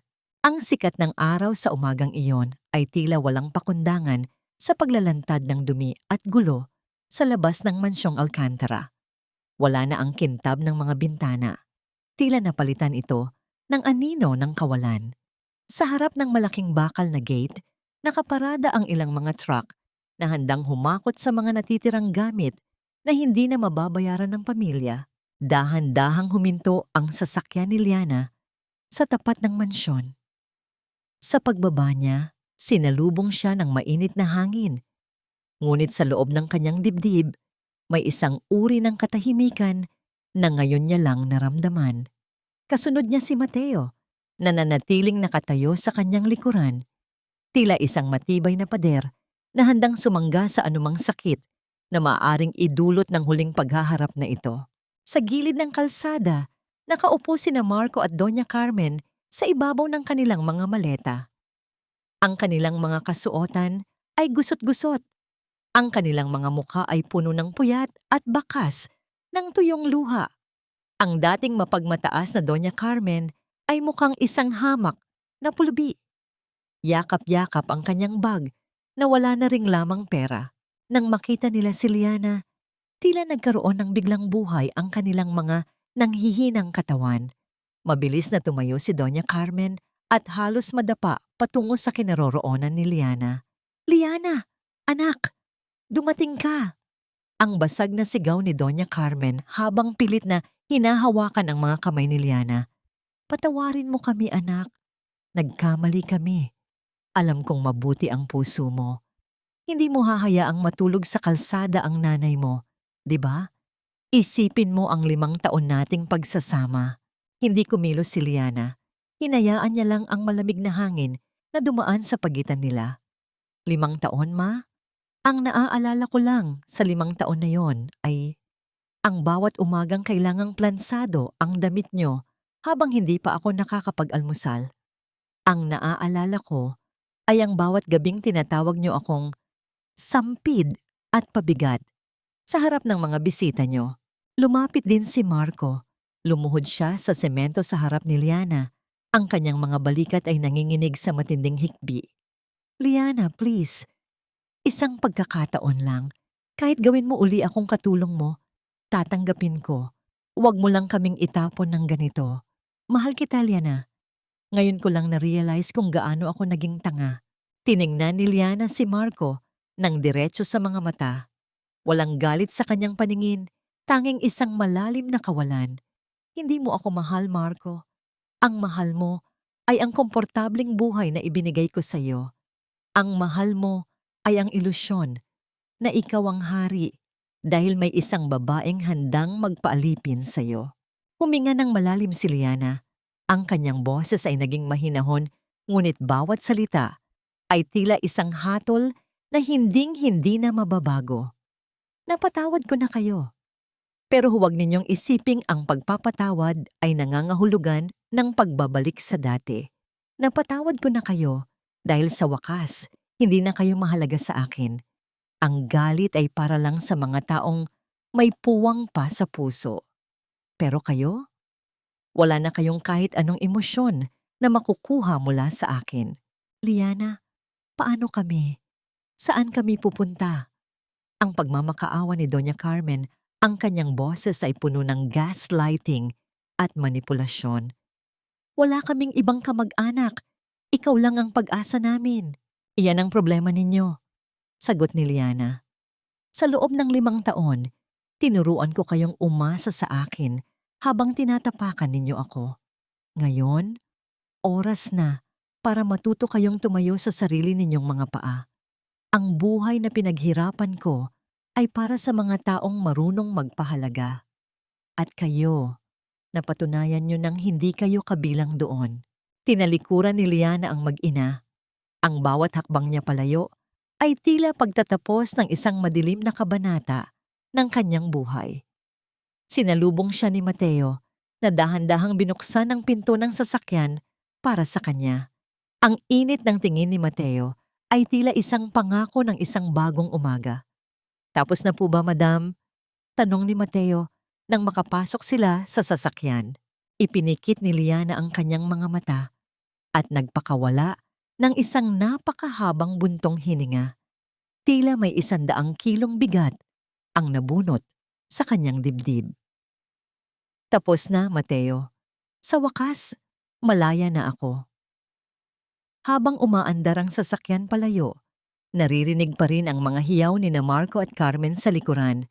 Ngunit habang tumatagal, ay unti-unti itong nilalamon ng ingay ng lungsod hanggang sa mawala ng tuluyan. Bago sila makalabas ng subdivision, huminto ang sasakyan sa tapat ng gate. Isang tauhan ng security ang lumapit at isinara ang malaking padlock sa bakal na gate ng mansyon. Ang tunog ng bakal na nagtatama at ang kalansing ng mga susi na iniikot ay tila huling tuldok sa kwento ng Alcantara. Nakalak na ang gate at sa loob ng bakurang iyon, tanging ang mga tuyong dahon na lang ang naiwang saksi sa isang imperyong gumuho dahil sa kawalan ng pag-ibig at pasasalamat. Napatingin si Liana sa kanyang mga kamay. Malinis na ang mga ito. Wala na ang amoy ng kusina, wala na ang mantsa ng pagsasakripisyo. Ngunit higit sa lahat, ang kanyang puso ay nagsisimula na ring tumibok para sa sarili niyang kaligayahan. Ngunit sa gitna ng katahimikan ng sasakyan, isang tanong ang pumasok sa isip ni Mateo. Madam, paano si Stella? Nabalitaan kong iniwan na rin siya ng mga armadong lalaking sinasabi nilang backers niya matapos malamang wala na siyang makukuha mula sa iyo. Isang maliit na ngiti ang sumilay kay Liana. Ang mga taong nabubuhay sa panlilinlang ay laging nagtatapos sa sarili nilang bitag, Mateo. Hayaan nating ang tadhana ang gumawa ng paraan para sa kanya. Habang papalayo ang sasakyan, patungo sa isang bagong bukas, isang panibagong simula ang naghihintay kay Liana.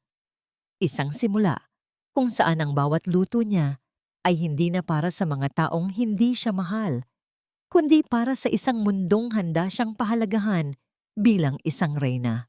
Ang sikat ng araw na pumasok sa bintana ng boardroom ng L&M Holdings ay hindi na tila isang pasanin na nagpapaalala kay Liana ng mga gawaing bahay na dapat niyang tapusin. Sa halip, ang liwanag na ito ay yumayakap sa kanyang bagong anyo. Isang babaeng puno ng kumpiyansa. Suot ang isang dekalidad na silk blouse na kulay abo at ang kanyang buhok ay maayos na nakapusod. Wala na ang bakas ng pagod sa kanyang mga mata. Napalitan na ito ng talino at awtoridad na matagal niyang itinago sa likod ng usok ng kusina. Sa paligid ng mahabang lamesa, ang mga miyembro ng Board of Directors ay nakatingin sa kanya ng may matinding paggalang. Walang sino man ang naglalakas loob na sumingit habang ipinapaliwanag ni Liana ang bagong direksyon ng kumpanya. Ang Phoenix Apex Project, ang kanyang bagong inisyatiba upang tulungan ang mga maliliit na negosyante, ay mabilis na nagkakaroon ng suporta mula sa mga dambuhalang bangko. Ang layunin natin ay hindi lang kumita, wika ni Liana. Ang kanyang boses ay malumanay, ngunit bawat salita ay tumatagos sa bawat sulok ng silid. Gusto nating bigyan ng pagkakataon ang mga taong may talento ngunit walang kapital. Gusto nating patunayan na ang tagumpay ay hindi nasusukat sa pangalan o sa yaman ng pinagmulan, kundi sa tibay ng loob at katapatan ng layunin. Nang matapos ang meeting, isa-isang lumapit ang mga direktor upang makipagkamay sa kanya. Nang lumabas na ang lahat, nanatili si Liana sa kanyang upuan, dahan-dahang hinahaplos ang makinis na kahoy ng lamesa. Pumasok si Mateo na may dalang isang maliit na tray ng kape at ilang piraso ng biscuits. Inilapag niya ito sa harap ni Liana nang may banayad na kilos. Madam Chairwoman, mukhang nakuha niyo na ang loob nila. Hindi lang sila bilib sa plano niyo, takot din silang mawala ang isang leader na kasing galing ninyo. Tumingala si Liana at ngumiti kay Mateo. Isang nangiting totoo at abot hanggang sa kanyang mga mata. Salamat, Mateo. Kung hindi dahil sa iyo, baka hanggang ngayon ay naniniwala pa rin ako na ang tanging silbi ko ay ang maghiwa ng sibuyas. Huwag niyo pong sabihin iyan, Liana. Seryosong sagot ni Mateo habang nauupo sa tapat niya. Kayo ang gumawa ng lahat ng ito. Ako ay naging tulay lang para mahanap niyo uli ang sarili niyo.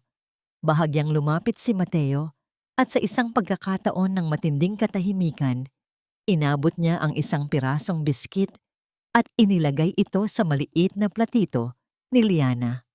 Ngayong araw, Madam, kayo naman ang dapat pagsilbihan. Tapos na ang panahon ng pagpapakaalipin. Ang simpleng kilos na yon ni Mateo ay nagpadama kay Liana ng isang uri ng kaligayahan na hindi kayang bilhin ng pera. Ang pakiramdam na may isang taong nag-aalaga sa kanya, hindi dahil sa kailangan siya nito, kundi dahil gusto siyang pahalagahan. Isang marahan na pintig sa kanyang dibdib ang nagsabi sa kanya na handa na siyang muling magtiwala. Samantala, sa isang masikip at madilim na kwarto, sa isang paupahang bahay sa labas ng syudad, Ang kalagayan ni Marco at Doña Carmen ay malayo sa karangyaang nakasanayan nila. Ang hangin ay amoy luma at amoy alikabok. Nakaupo si Marco sa tabi ng bintana. Pinapanood ang mga sasakyang dumadaan sa labas habang si Doña Carmen ay walang tigil sa pagrereklamo habang sinusubukang ayusin ang kanyang iilang natitirang damit sa isang lumang cabinet. Marco, bakit hindi mo tawagan ang pinsan mong si Ricardo? Baka naman pwedeng manghiram tayo ng kahit ilang libo lang. Hindi ko kayang kumain ng sardinas araw-araw. Sumasakit ang tiyan ko. Bulyaw ng matanda. Ma, tinawagan ko na lahat. Wala silang sinasagot. Malamig na tugon ni Marco. Ang lahat ng inakala nating kaibigan, sila pa ang unang bumitaw nang malaman nilang kinuha na ni Liana ang lahat. Maging si Ricardo, sinabi niyang huwag na daw tayong tatawag sa kanya dahil nakakahiya tayo. Napasandal si Marco sa pader at tumingin sa kanyang mga kamay. Ngayon lang niya napagtanto na wala siyang alam na gawin.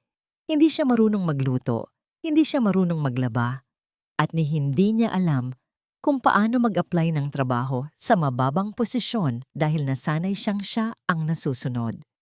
Sa bawat oras na lumilipas, ang amoy ng luto ng kapitbahay, isang simpleng pritong isda, ay nagpapaalala sa kanya ng masasarap na putahing inihahain ni Liana noon. Ang bawat subo niya ng tuyong tinapay ay tila may kasamang pait ng pagsisisi. Liana! Bulong ni Marco sa sarili, habang ang isang luha ay dahan-dahang pumatak sa kanyang pisngi. Sana ay pinahalagahan kita. Sana ay hindi ako naging bulag. Ngunit ang boses ng kanyang pagsisisi ay nilunod lamang ng malakas na busina ng mga sasakyan sa labas. Kinahapunan, nagpa siya si Liana na bisitahin ang isang ampunan na dati niyang tinutulungan ng lihim. Sa pagpasok niya sa maliit na gate, sinalubong siya ng tawanan at sigawan ng mga bata. Ang tunog ng mga paang tumatakbo sa damuhan at ang ingay ng mga batang naglalaro ay tila isang musika na nagpapagaan sa kanyang kalooban. Isang batang babae ang lumapit sa kanya at yumakap sa kanyang binti. Tita Liana, bumalik po kayo. Binuhat ni Liana ang bata at hinalikan sa pisngi. Oo anak, at marami akong dalang libro at pagkain para sa inyong lahat. Habang pinapanood ni Mateo si Liana na masayang nakikipaglaro sa mga bata, naramdaman niya ang isang matinding paghanga. Ang babaeng ito ay dumaan sa apoy, tinapakan at hinamak. Ngunit ang kanyang puso ay nanatiling dalisay at handang magmahal. Madam, bulong ni Mateo sa sarili habang nakangiti. Hinding-hindi ko hahayaan na mawala uli ang nangiti na yan sa iyong mga labi. Ang hapon ay natapos ng may kapayapaan. Habang naglalakad sina Liana at Mateo pabalik sa sasakyan, ang mga bituin ay nagsimulang magpakita sa langit. Ang katahimikan sa paligid ay hindi na nakakatakot, kundi puno na ng mga bagong pangarap. Ngunit sa gitna ng kanilang paglalakad, isang itim na envelope ang nakitang nakaipit sa windshield ng sasakyan ni Liana. Walang pangalan, walang return address. Ang tanging nakasulat sa labas ay, para sa Reynang, akala ay tapos na ang lahat. Sino ang nagpadala ng misteryosong sulat na ito? Mayroon pa bang nakatagong banta sa buhay ni Liana na hindi pa nila alam? Ang bawat panginginig ng mga daliri ni Liana, habang hawak ang itim na envelope, ay tila isang nakatagong kumpisal ng takot na matagal na niyang ibinaon sa limot. Ang lamig ng papel ay tumatagos sa kanyang balat. Tila ba ito ay galing sa isang libingan ng mga alaala? Sa loob ng sasakyan, ang tanging maririnig ay ang mahinang pag-ikot ng aircon at ang sariling pintig ng puso ni Liana na tila nagkakaroon ng sariling buhay dahil sa kaba. Madam, huwag niyo munang buksan. Hayaan niyo po ang security team ang sumuri niyan. Ang nag-aalalang wika ni Mateo habang dahan-dahang inaabot ang kamay upang kunin ang sulat. Ngunit umiling si Liana.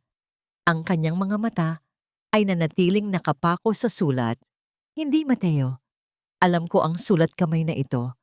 Isang tao lang ang gumagamit ng ganitong tinta at ganitong paraan ng pagsulat. Dahan-dahang binuksan ni Liana ang envelope. Ang tunog ng napunit na papel sa gitna ng katahimikan ng sasakyan ay tila isang hudyat ng muling pagbukas ng isang sugat. Sa loob ay walang mahabang liham, kundi isang lumang litrato. Isang litrato ni Liana noong siya ay 18 taong gulang pa lamang. Nakatayo sa harap ng isang nasunog na gusali at sa likod nito ay may nakasulat na, "Ang pundasyon ng iyong kaharian ay gawa sa abo ng nakaraan. Nakalimutan mo na ba ang utang na loob mo sa akin?" Nabitawan ni Liana ang litrato. Ang kanyang paghinga ay naging mabilis at mababaw. Tila bumalik ang kanyang gunita 10 taon na ang nakalilipas. Ang gabi ng malaking sunog sa ampunan, ang tanging lugar na itinuring niyang tahanan bago siya naging isang bilyonaryo. May isang lihim sa gabing iyon na hinding-hindi niya kailanman sinabi kahit kay Marco. Isang sakripisyong kinailangan niyang gawin upang makuha ang unang puhunan na nagpalago sa kanyang imperyo. "Liana," ang boses ni Mateo ay puno ng pag-aalaga. Hindi na niya nagawang tawagin itong madam. "Nandito ako. Sabihin mo sa akin, sino ang nananakot sa iyo? Hinding-hindi ko hahayaang saktan kanila muli." Hinarap ni Liana si Mateo. At sa unang pagkakataon, nakita ni Mateo ang isang bata at takot na Liana sa likod ng matatag na CEO. "Mateo, akala ko ay wala na siya. Akala ko ay namatay na siya sa sunog na iyon. Paano kung bumalik siya para bawiin ang lahat? Paano kung ang lahat ng pinaghirapan ko ay mawala dahil sa isang pagkakamali ng nakaraan?" Sa isang bihirang pagkakataon ng pagpapakita ng emosyon, hinawakan ni Mateo ang magkabilang pisngi ni Liana. Ang init ng kanyang mga palad ay tila isang bakod na nagpoprotekta sa babae mula sa mga multo ng kahapon. Ang nakaraan ay wala ng kapangyarihan sa iyo kung hindi mo ito hahayaan. Kung sino man siya, haharapin natin siya ng magkasama. Hindi ka na nag-iisa, Lena. Hindi ka na ang batang ulila na walang kalaban-laban. Ang mga salita ni Mateo ay tila isang gamot na dahan-dahang nagpapahupa sa panginginig ni Liana. Isang sandali ng matinding kilig at emosyon ang bumalot sa kanila. Isang pag-uunawaan na higit pa sa salita. Sa gitna ng takot, natagpuan ni Liana ang isang uri ng kaligtasan sa mga bisig ng lalaking hindi kailanman naghangad ng anuman mula sa kanya, kundi ang kanyang kapayapaan. Samantala, sa kabilang bahagi ng lungsod, sa masikip na eskinita, kung nasaan ang tinutuluyan ni na Marco, ang gabi ay mas malupit. Nakaupo si Marco sa gilid ng kalsada. Ang kanyang mga kamay ay puno ng mga gasgas at dumi. Sinubukan niyang mag-apply bilang kargador sa palengke kaninang umaga, ngunit matapos ang ilang oras, ang kanyang malalambot na kamay na nasanay sa pagpindot ng keyboard ay sumuko. Ang mga dating empleyado niya na nakakita sa kanya ay hindi nagbigay ng tulong, kundi mga mapang-uyam na tawa at bulong ng pangungutya. Umuwi siya sa kanilang maliit na kwarto na may dalang isang pirasong tinapay. Nadatnan niya ang kanyang ina na nakatulala sa kisame. Ang mga mata ay tila wala ng buhay. "Marco, may kuryente na ba tayo? Ang dilim-dilim dito. Gusto ko nang maligo sa mainit na tubig." Ang mahinang reklamo ni Doña Carmen na tila nawawala na sa katinuan dahil sa hirap. "Ma, wala tayong pambayad sa kuryente. Magtiis muna tayo," sagot ni Marco. Ang kanyang boses ay puno ng pagod at kawalan ng pag-asa. Kinagat niya ang tinapay, ngunit tila ito ay naging lasang abo sa kanyang bibig. Naalala niya ang mga gabing nagrereklamo siya kay Liana. Dahil sa mababang kalidad ng karne na iniluto nito, hindi alam na ang bawat subo niya noon ay isang biyaya na ngayon ay ipinagkakait na sa kanya ng tadhana. Sa gitna ng kanilang paghihirap, isang anino ang huminto sa harap ng kanilang pinto. Isang lalaking nakasuot ng itim na may dalang isang makapal na envelope. "Mr. Marco Alcantara, may nagpapadala sa iyo nito. Sabi niya, ito ang iyong pagkakataon para makaganti kay Liana.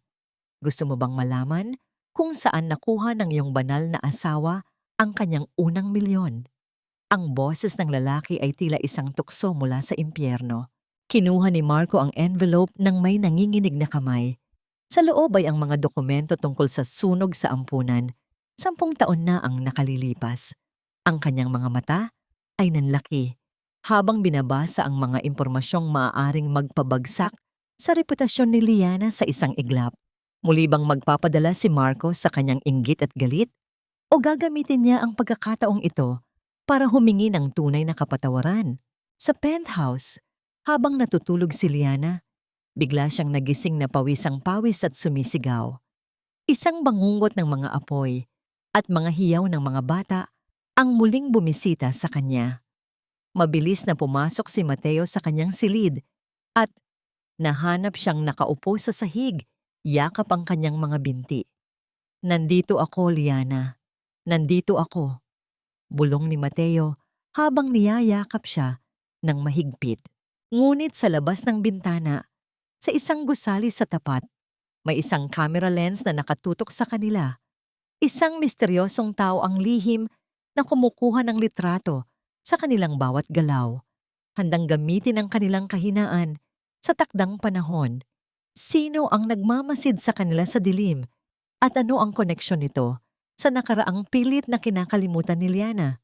Ang bawat pahina ng dokumentong hawak ni Marco sa gitna ng kanilang madilim at maliit na silid ay tila mga tuyong dahon na may dalang lason. Sa ilalim ng andap-andap na liwanag ng isang pirasong kandila, binabasa niya ang mga ulat tungkol sa sunog sa ampunan 10 taon na ang nakalilipas. Ang mga salitang insurance fraud at unaccounted funds ay nakasalungguhit. Tila ba ito ang mga gintong susi na magbabalik sa kanya sa rurok ng kapangyarihan? Napatingin si Marcos sa kanyang ina na si Doña Carmen, ang matanda, na dati ay hindi humahawak ng kahit anong maduming bagay, ay kasalukuyang nakaupo sa isang lumang bangko, abala sa pagbibilang ng barya mula sa kinita niya sa pagtitinda ng mga pinitpit na saging sa kanto kaninang hapon. Ang kanyang mga kuko na dati ay laging nakamanicure ay ngayon ay puno ng itim na mantsa at dumi. "Marco, ano ba ang tinititigan mo riyan?" ang tanong ni Doña Carmen habang hinihilot ang kanyang sumasakit na likod. "Tumulong ka sa akin dito. Kailangan nating kumita para makabayad sa upa, kundi ay sa kalsada na tayo matutulog bukas." "Ma, huwag ka nang mag-alala," sabi ni Marco. Ang kanyang boses ay nagkaroon ng bagong sigla na puno ng malisya. "May hawak na akong alas laban kay Liana. Ang akala ng lahat ay isa siyang banal na bilyonaryo. Pero ang totoo, magnanakaw siya. Nakuha niya ang unang puhunan niya mula sa pondong para sana sa mga batang ulila sa nasunog na ampunan. Kapag nalaman ito ng media, babagsak siya at mapipilitan siyang ibalik sa atin ang lahat." Nanlaki ang mga mata ni Doña Carmen. Isang mapanganib na ngiti ang sumilays sa kanyang mga labi. "Sabi ko na nga ba, walang malinis na yaman ang isang hamak na ulilang tulad niya. Gawin mo na ang dapat mong gawin, Marco. Gusto ko nang bumalik sa mansyon. Gusto ko nang matulog sa malambot na kama." Samantala, sa isang eksklusibong charity event na dinaluhan ni Liana, ang lahat ay tila perpekto. Ngunit sa likod ng kanyang eleganteng gown at banayad na pakikipag-usap sa mga customer, ang kanyang diwa ay tila nakalutang. Ang bawat pagtiktik ng orasan ay nagpapaalala sa kanya ng mga liham na natatanggap niya. Pagkatapos ng event, habang sakay ng kanyang sasakyan, dumaan sila sa isang bahagi ng syudad na bihira niyang madaanan.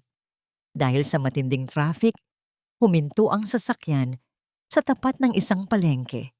Sa bintana ng kanyang sasakyan, nakita ni Liana ang isang imaheng hinding-hindi niya inaasahan. Doon, sa gilid ng kalsada, nakaupo si Doña Carmen. Ang dating mapagmataas na biyenan ay kasalukuyang nakikipagtalo sa isang mamimili tungkol sa barya. Nakita rin niya si Marcos sa malayo. Bit-bit ang isang plastik na bag ng mga tirang gulay. Ang kanilang kalagayan ay tila isang malupit na biro ng tadhana. Pinanood sila ni Liana ng may malamig na mata, walang saya, walang halakhak, kundi isang matinding pakiramdam ng detachment. Napagtanto niya na ang mga taong ito na dati ay kinatatakutan niya ang bawat bulyaw, ay ngayon ay naging mga hamak na anino na lamang ng kanyang nakaraan. Sila ay parang mga tuyong dahon na hinipan ng hangin palayo sa kanyang buhay. Madam, gusto niyo po bang magbigay ng kahit ano? Tanong ng driver ni Liana nang mapansing nakatingin siya sa mag-ina. Hindi na, sagot ni Liana sa isang matatag na boses. Ang tadhana ang naglagay sa kanila riyan. Hindi ko trabahong baguhin ang bunga ng sarili nilang mga gawa. Pagdating sa penthouse, nadatnan ni Liana si Mateo na abala sa harap ng maraming monitor. Agad na lumapit ang lalaki at hinawakan ang kanyang mga balikat. Liana, nahanap na namin kung sino ang nagpapadala ng mga sulat. Ito ay si Ricardo, ang dating administrator ng ampunan na akala mo ay namatay na sa sunog. Buhay siya, Liana, at nakikipag-ugnayan siya kay Marco ngayon. Naramdaman ni Liana ang panlalamig ng kanyang buong katawan. Alam ko kung ano ang gusto niya, Mateo. Gusto niyang baluktutin ang katotohanan. Alam niyang ako ang nagligtas sa mga bata, pero palabas niya na ako ang nagnakaw ng pondo. Hindi natin hahayaang mangyari iyon, pangako ni Mateo. Sa gitna ng tensyon, hinila ni Mateo si Liana para sa isang mahigpit na yakap. Ang init ng kanyang katawan at ang tunog ng kanyang matatag na tibok ng puso ay tila isang panangga sa anumang kasinungalingang ibabatoong mundo. Liana, hindi ka na ang batang walang boses. Ako ang magiging boses mo. Biglang tumunog ang telepono ni Liana, isang hindi kilalang numero. Sinagot niya ito at ang boses ni Marco ang bumungad sa kanya. Isang boses na puno ng mapanganib na kumpiyansa. Magandang gabi, Madam Chairwoman. Kamusta ang pakiramdam na nakatira sa isang palasyong gawa sa kasinungalingan? Gusto mo bang pag-usapan natin ang tungkol sa ampunan? O gusto mong bukas ay ang buong bansa na ang mag-uusap tungkol dito? Hindi natinig si Liana. Ang kanyang kamay ay mahigpit na nakahawak sa telepono, ngunit ang kanyang mukha ay nanatiling kalmado. Ano ang gusto mo, Marco? Gusto ko ang mansyon. Gusto ko ang kumpanya ko. At gusto ko ng 1 bilyong piso sa account ko bago sumikat ang araw. Kung hindi, handa ka na bang bumalik sa pagiging isang ulilang bilanggo? Isang mapait na ngiti ang sumilay sa mga labi ni Liana habang nakatingin sa mga mata ni Mateo na puno ng determinasyon. Alam na niya kung paano tatapusin ang laban na ito. Marco, ang pagkakamali mo ay inisip mong takot pa rin ako sa dilim. Bukas, ipakikita ko sa iyo kung ano ang totoong ibig sabihin ng liwanag. Pinatay ni Liana ang tawag. Tumingin siya kay Mateo. Mateo, ilabas mo na ang video recording mula sa vault ng ampunan na itinago ko sa loob ng 10 taon. Oras na para malaman ng mundo kung sino talaga ang nagsindi ng apoy sa gabing iyon. Ano ang nakatago sa video recording na sinasabi ni Liana? Sino ang tunay na kriminal sa likod ng sunog at paano ito magiging huling pako sa kabaong ng mga Alcantara? Ang umaga ng huling pagtutuos ay binalot ng isang kakaibang katahimikan. Tila ba ang kalikasan mismo ay nag-aabang sa pagtatapos ng isang mahabang bagyo. Sa loob ng opisina ni Liana, ang bawat gamit ay nakalagay sa tamang posisyon. Ngunit ang hangin ay mabigat sa tensyon. Nakatayo si Liana sa harap ng bintana, pinapanood ang pagsikat ng araw na dahan-dahang nagbibigay ng kulay sa mga gusali ng lungsod. Sa likod niya si Mateo ay tahimik na nag-aayos ng ilang kable sa isang malaking screen. Ang kanyang presensya ay tila isang angkla na nagpapanatili sa katatagan ni Liana. Isang malakas na katok sa pinto ang bumasag sa katahimikan. Pumasok si Marco, kasunod si Ricardo, ang lalaking may madilim na nakaraan mula sa ampunan. Si Marco ay nakasuot ng kanyang huling dissenting suit, ngunit ang kanyang mukha ay puno ng isang mapanganib na ngiti ng isang lalaking naniniwalang hawak na niya ang tadhana. "Good morning, Liana." Ang boses ni Marco ay puno ng kapalaluan. Inilapag niya ang isang folder sa lamesa. Narito na ang mga dokumento. Isang pirma mo lang sa paglilipat ng assets at mananatiling lihim ang madilim mong nakaraan. Huwag mo nang hintayin na dumating ang mga reporter sa labas. Tumingin si Liana kay Marco. Pagkatapos ay kay Ricardo na nakatayo sa isang sulok, hindi makatingin ng diretsyo. Akala mo ba talaga, Marco, na ang taong ito ang magliligtas sa'yo? Akala mo ba ay mas matimbang ang kasinungalingan kaysa sa katotohanan? Ang katotohanan ay kung ano ang nakasulat dito, Liana! Sigaw ni Marco habang itinuturo ang mga pekeng ulat. Ikaw ang nagnakaw sa mga bata. Mateo, pakiplay ang file. Ang mahinahong utos ni Liana. Biglang nagliwanag ang malaking screen sa dingding. Isang luma at malabong video ang lumabas. Ito ay mula sa isang security camera na nakatago sa opisina ng administrator 10 taon na ang nakalilipas. Sa video, malinaw na makikita si Ricardo na may hawak na galon ng gasolina.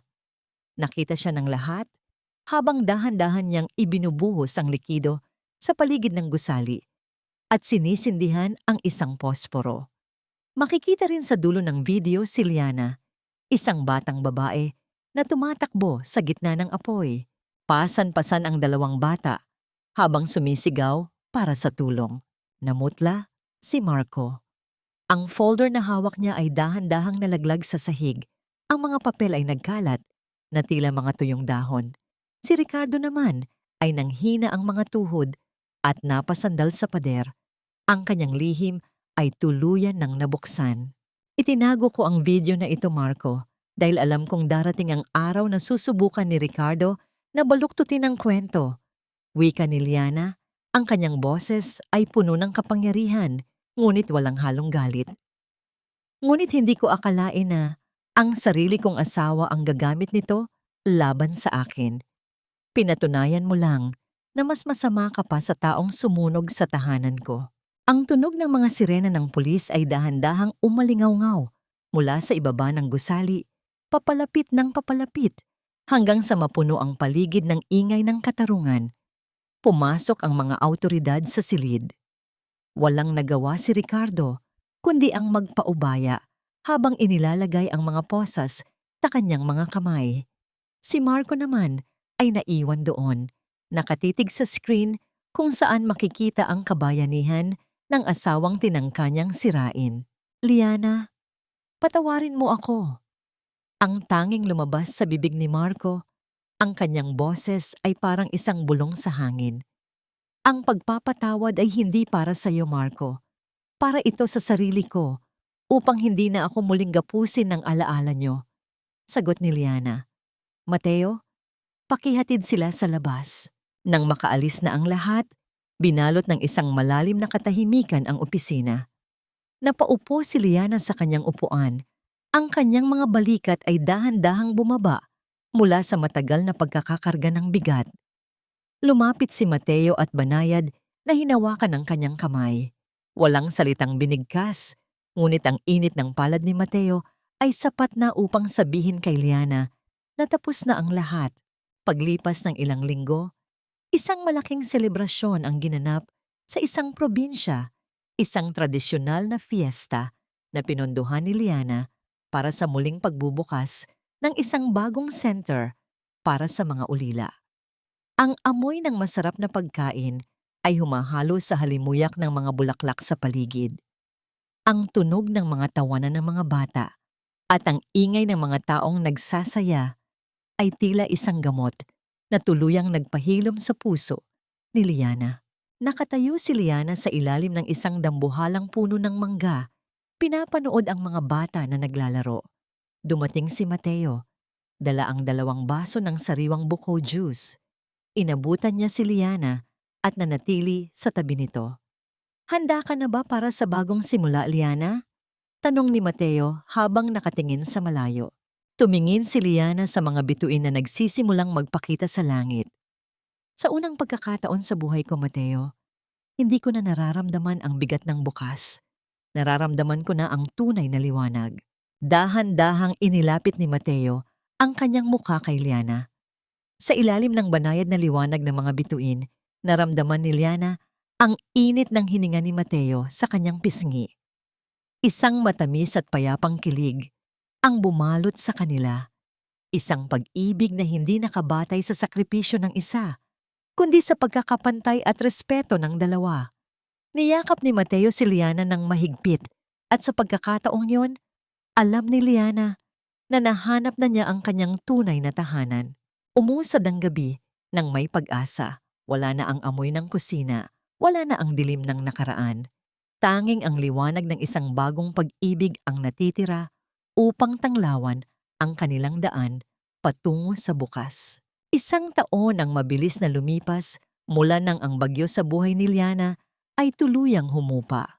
Ngayon, ang bawat umaga niya ay hindi na nagsisimula sa ingay ng mga kawali at sa utos ng mga taong hindi siya pinahahalagahan. Sa halip, nagigising siya sa banayad na huni ng mga ibon sa labas ng kanyang penthouse at sa halimuyak ng sariwang kape na inihahanda para sa kanya. Sa loob ng kanyang malawak na sala, nakatayo si Liana sa harap ng isang malaking frame. Hindi ito isang mamahaling painting, kundi ang unang uniforme ng mga batang iskolar ng kanyang foundation. Ang Phoenix Apex ay naging isang silungan para sa mga kababaihang dumanas ng pang-aabuso at kawalan ng pag-asa. Napagtanto ni Liana na ang kanyang yaman ay nagkaroon lamang ng tunay na saysay nang gamitin niya ito upang magbigay ng liwanag sa iba. Lumapit si Mateo mula sa likuran at dahan-dahang ipinatong ang kanyang mga kamay sa balikat ni Liana. Walang mabigat na obligasyon, walang hinihinging kapalit. Ang haplos ni Mateo ay puno ng respeto at pag-unawa. Isang simpleng singsing ang nagniningning sa daliri ni Liana. Isang simbolo ng pangako na hinding-hindi na siya mag-iisa sa kanyang mga laban. Napasatawad mo na ba sila ng lubos, Liana? Ang mahinahong tanong ni Mateo habang pinagmamasdan ang malayo at abalang syudad. Huminga ng malalim si Liana, ang kanyang mga mata ay payapa. Oo, Mateo, napatawad ko na sila. Hindi dahil sa karapat-dapat sila sa kapatawaran, kundi dahil karapat-dapat ako sa kapayapaan. Ang pagdadala ng galit ay tila pag-inom ng lason at pag-aasam na ang iba ang mamatay. Ngayon, malinis na ang puso ko. Wala na silang kapangyarihan na saktan ako dahil ang alaala nila ay tila mga anino na lang na nilunod ng liwanag. Nahanap na ni Liana ang kanyang tunay na binhiin. Hindi ito matatagpuan sa dami ng kumpanya o sa laki ng mansyon, kundi sa katahimikan ng gabi kung saan alam mong mahal ka dahil sa kung sino ka at hindi dahil sa kung ano ang kaya mong ibigay. Samantala, sa isang malayong palengke sa probinsya, ang buhay ay patuloy na nagtuturo ng malupit na leksyon. Nakaupo si Doña Carmen sa isang maliit na bangko, nagtitinda ng mga gulay na dati ay tinitingnan niya nang may pandidiri. Ang kanyang mga kamay ay puno ng kalyo at ang kanyang mukha ay mabilis na tumanda dahil sa hirap. Sa tabi niya, si Marco ay abala sa pagbubuhat ng mga sako ng bigas para sa mga mamimili. Ang kanyang katawan na dati ay laging nasa loob ng naka-aircon na opisina ay ngayon ay basang-basa ng pawis at dumi. Isang lumang dyaryo ang nakita ni Marco sa sahig. Doon, nakita niya ang mukha ni Liana sa cover ng isang business magazine, tinaguriang Woman of the Year. Pinagmasdan ni Marco ang nangiti ni Liana, isang ngiti na dati ay para sa kanya lang, ngunit itinapon niya dahil sa sariling kayabangan. Isang patak ng luha ang dahan-dahang humalo sa kanyang pawis. Ngayon niya lang napagtanto. Ang amoy ng kusina na dati niyang kinasusuklaman ay ang amoy pala ng isang tunay na tahanan at tunay na pagmamahal. Ang bawat subo niya ngayon ng malamig na kanin ay may kasamang pait ng pagsisisi na habang buhay niyang dadalhin. Ang kwento ni Liana ay naging isang aral para sa lahat. Ang halaga ng isang babae ay hindi nasusukat sa kung gaano siya kadaming kayang tiisin o kung gaano siya kahusay magsilbi sa iba. Ang tunay na dangal ay nagmumula sa pag-alam ng sariling halaga at sa lakas ng loob na tumayo kapag ang lahat ay sinusubukang paitim-itimin ang iyong liwanag. Sa ilalim ng pagsikat ng buwan, magkahawak kamay na naglakad sina Liana at Mateo sa tabing dagat. Ang tunog ng mga alon na humahalik sa buhangin at ang malamig na simoy ng hangin ay tila isang pagbabasbas ng tadhana. Handa ka na ba sa ating susunod na kabanata? Bulong ni Mateo habang nakatingin sa mga mata ni Liana. Handang-handa na, sagot ni Liana nang may matatag na tinig. Wala nang lilingon sa nakaraan. Wala nang luluha para sa mga taong hindi marunong magmahal. Dahil sa dulo ng bawat sakripisyo, ang pinakamalaking gantimpala ay ang mahanap ang iyong sarili at ang isang pusong handang tumibok kasabay ng sayo nang walang pag-aalinlangan. Ang Reyna Iriu ay muling nakaupo sa kanyang trono, isang tronong binuo mula sa dangal, katarungan at tunay na pag-ibig.